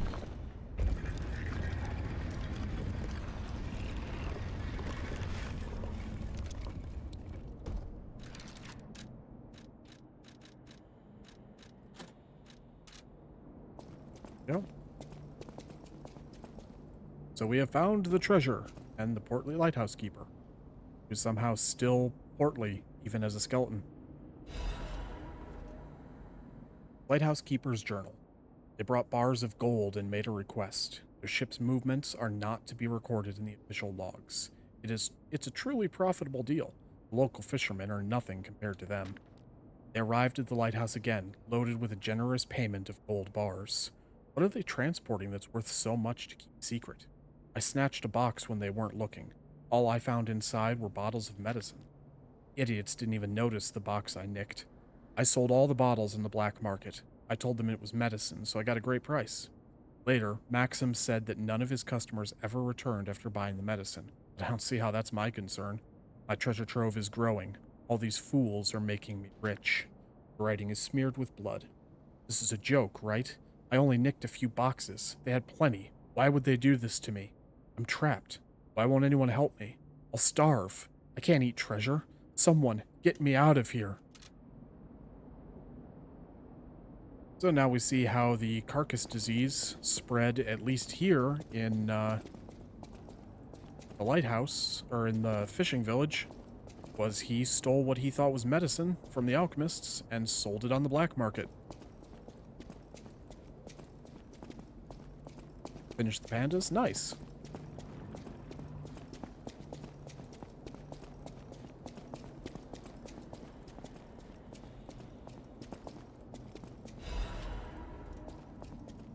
Young Fisherman's Letter. It's been a few days since you rode out to kick the bucket, old man. You'll have to drink that beer you love so much in heaven. If I make it back, I promise. If you make it back, I promise I'll go to sea with you, even if it means we might die. Even if monsters leap from the waves all around us, fishers gotta fish. If we're going to shake in our boots, we ought to do that on the water. Right? Whatever, you old coot. Just come back safely. Soon. Or I swear I'm drinking your last remaining beer. Starting the killer whales now. Nice. Have fun with that. Old bottle of beer. An old, dirty, and unlabeled beer bottle. It is well past its expiration date. A beer bottle kept for a long time by a poor, elderly fisherman. Fisherman hoped to drink this last bottle of beer while boasting after a big catch.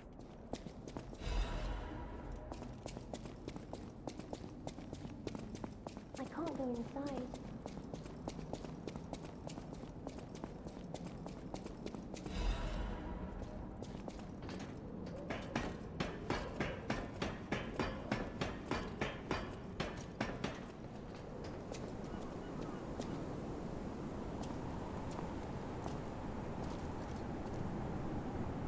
Hey, buddy, see that? Over there. We found it. The Rose Estate. Leia should be nearby. I can't go inside. We know that voice. Hello, Rosora. Oh, it's you. My forever friend. I'm so glad to see you again. I followed the white butterfly here.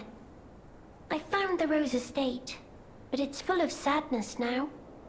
I can't go inside. I'm okay. I have you. My new friend who looks like my old friend. You gave me the world again. I miss my old friend, but it's okay that you're not him.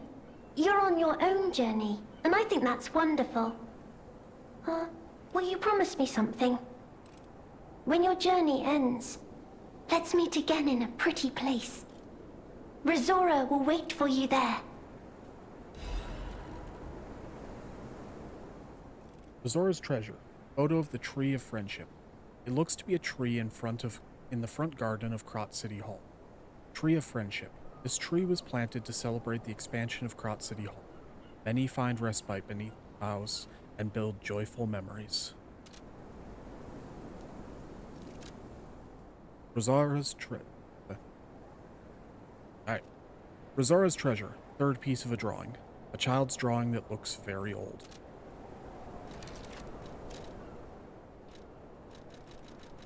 Now we have most of the drawing. We're only missing one piece.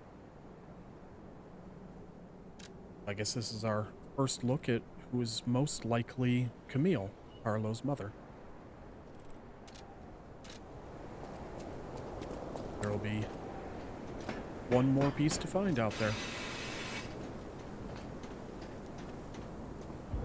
And our final black rabbit hole.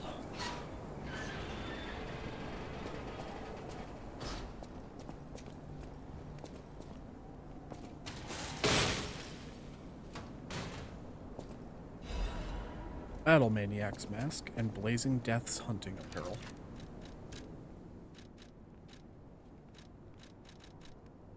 The mask worn by the Battle Maniac of the Black Rabbit Brotherhood. The thrill of the hunt and trophies for his siblings were enough for him.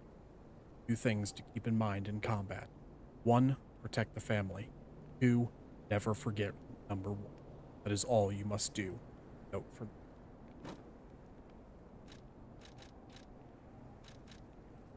The hunting apparel worn by the Battle Maniac of the Black Rabbit Brotherhood. It has been modified hundreds of times to improve swiftness and flexibility of movement. Seriously, is fighting all you ever have on your mind? Don't use my stuff as weapons, the eccentric.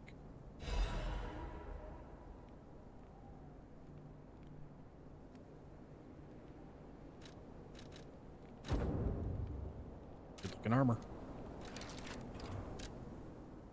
Missing Keys logbook. A logbook of the eccentric's missing keys. What are we gonna do with this idiot? So he's lost 23 total keys so far. Ah, that's funny.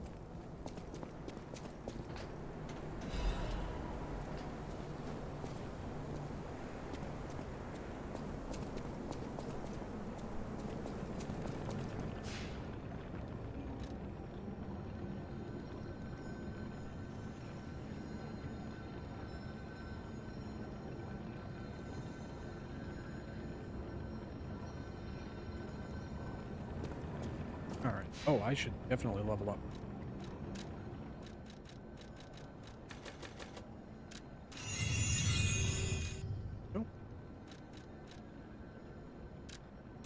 Alright, let's go give the old man his beer.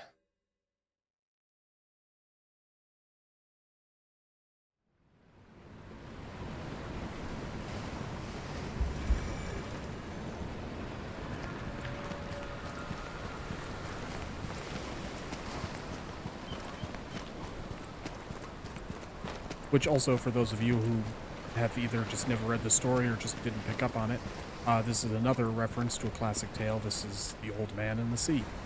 It's time to celebrate my triumph, and a beer is just what I need. Ah, good. This is the bottle of beer I saved. I bought 3 bottles of this brew after my wife left me. I already drank 2, and now this is the last one. The one I swore I'd only open once I caught the fish. Did you praise my catch to the villagers and the brat? Everyone was impressed with your catch. Did the brat crack a grin? I bet he did. It's why I caught the fish, to teach Manolin a life lesson. That we are not made for defeat. That humans can be destroyed but not defeated. Let's raise a toast to victory with the beer I saved for this day.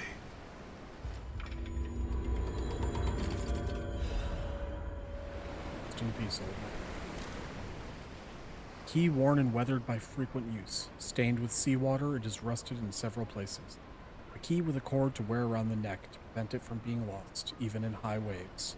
The old fisherman never took this key off, not when fixing the nets or going out to sea. I doubt it'll do anything, but as a fellow sailor, I feel I must respect him.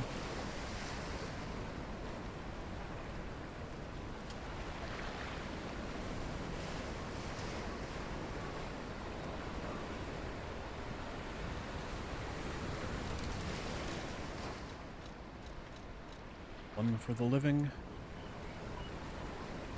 2 for the dead.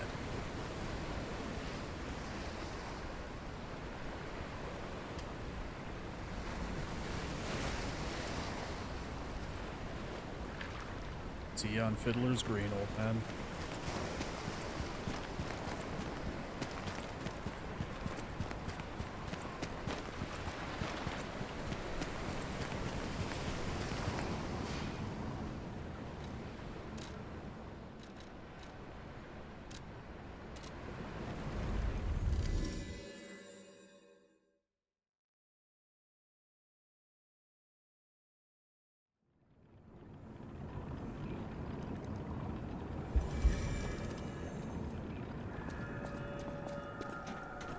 Well, now that we've got E, we can now get into his home.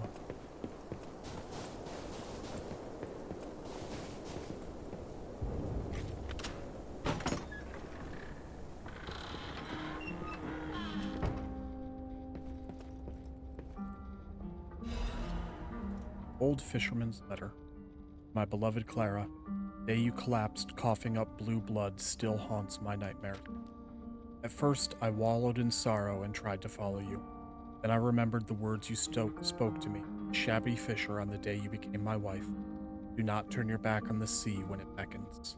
I bought 3 bottles of beer to drink with you. Now only 1 bottle remains. You remember that young brat, Manolin? I've entrusted the last bottle of beer to him. Now I head to sea. Don't worry, my love. Come what may, I will always return to you. Didn't leave him about the petrification or the carcass disease. A monster.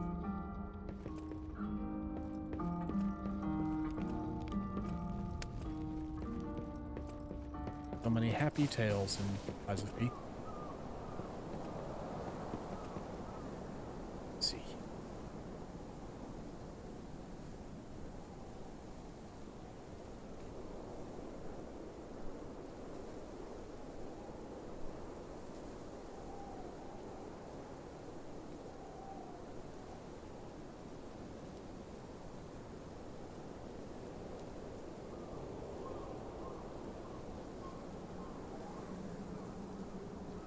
I'm heading to shore. Good night, all. All right. Good night, Mama Gale. I hope you sleep very well.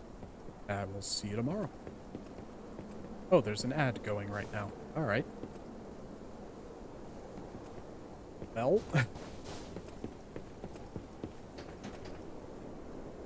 me see here.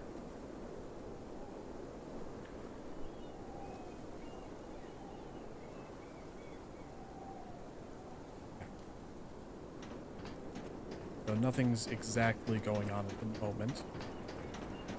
The ads are running. Teleport back to Eventide Hotel.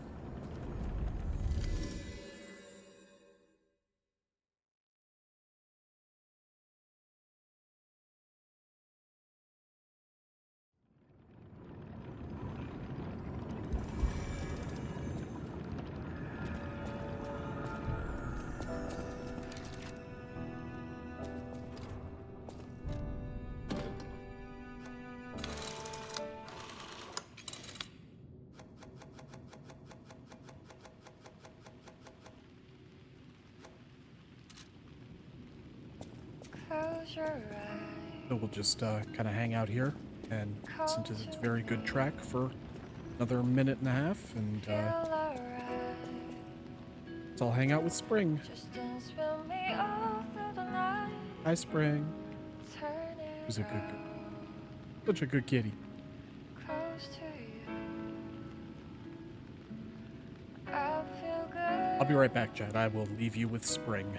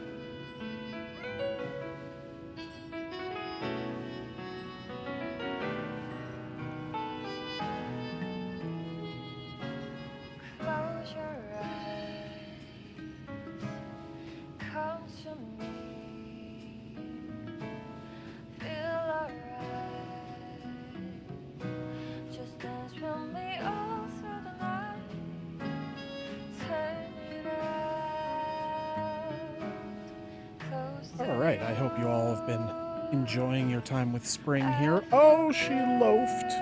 That's adorable. Creepy kitten. Alright.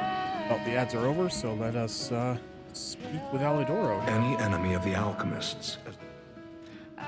The door only opened for someone of great weight. Ingenious. Who would have thought? Well done. You have the keen mind of a detective. To condemn the lighthouse keeper to such a cruel fate, though. They'll never be able to stomach their evil wrongdoings. As long as the alchemists rule Krat, tragedies such as this shall never end. Thank you for revealing another truth.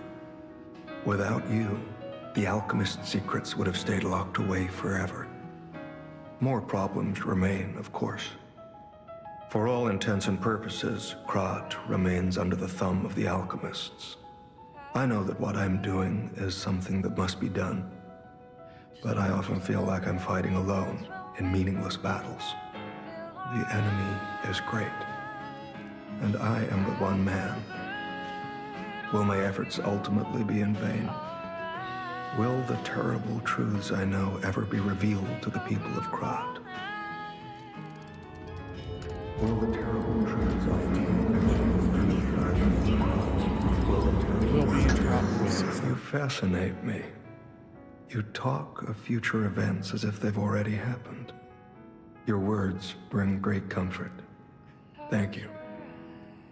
They also remind me yet again of the person I must protect. My only family, someone whose life I pray shines with truth. I may be destined to toil through life, mired in deceit and lies. But my wish is for her to live happily. That's the sole reason I remain here and continue to fight. She would live a lot happier if she had, family. Les flocons de neige qui brillent dans le ciel nocturnement.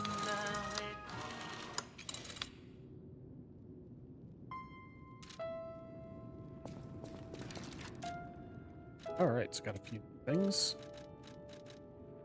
Famed detective's hat. A hunting cap said to have been worn by a famous detective from the foggy streets. Perhaps an odd choice for a dignified detective, but it struck fear in those he hunted. Hunting deer and seeking truth are not so different. Observe clues, follow traces, and catch the target.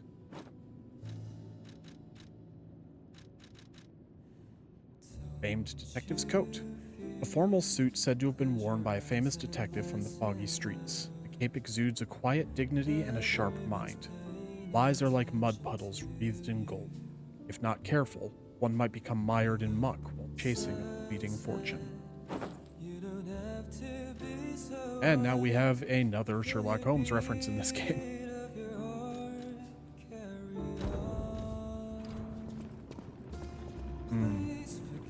I don't like it. But I said that I would wear new outfits as we got them, so what I will do. Oh, all right. So we are approaching the end of the DLC. There is only one area left. So that will be what we will be doing next time. So, yeah, as of right now, I believe that I'm going to be adding Mondays into my stream rotation. So the next time that you see Nightingale should be this upcoming Monday, 5 o'clock Central, and we will be finishing Lies of P. Depending on how things go, I might at some point sneak in a stream over the weekend. I'm not entirely sure. I've got some stuff going on, but I've also been missing my supermarket. So if you're enjoying this series and don't want to miss anything, don't worry. If I do just randomly do a surprise stream, I won't be playing Lies of P. Going back to Supermarket Simulator. But yeah. So this is going to be where we'll end for tonight. So I would like to thank Saint for the 50 bits spent on Joe Hendry, a great way to spend bits. And I would like to thank Noxie for the 2 gifted subs to the community. I greatly appreciate it. The crew is growing larger by the day. So, what we are going to be doing, as is kind of the custom at this point, we are going to be raiding my good friend Cannoli Senpai. He's a great friend channel, and one of the reasons why I started streaming. So I believe, unless he has changed his mind, nope, okay, he is currently playing some Magic the Gathering.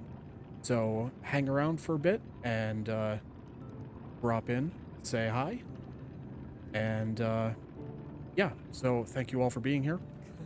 But this is where we will drop anchor for today. So thank you for joining me aboard the Nightingale, and I will see you next time as we continue to sail the Sea of Games. Until then, keep the wind at your backs and your eyes on the horizon. Fare ye well, me hearties.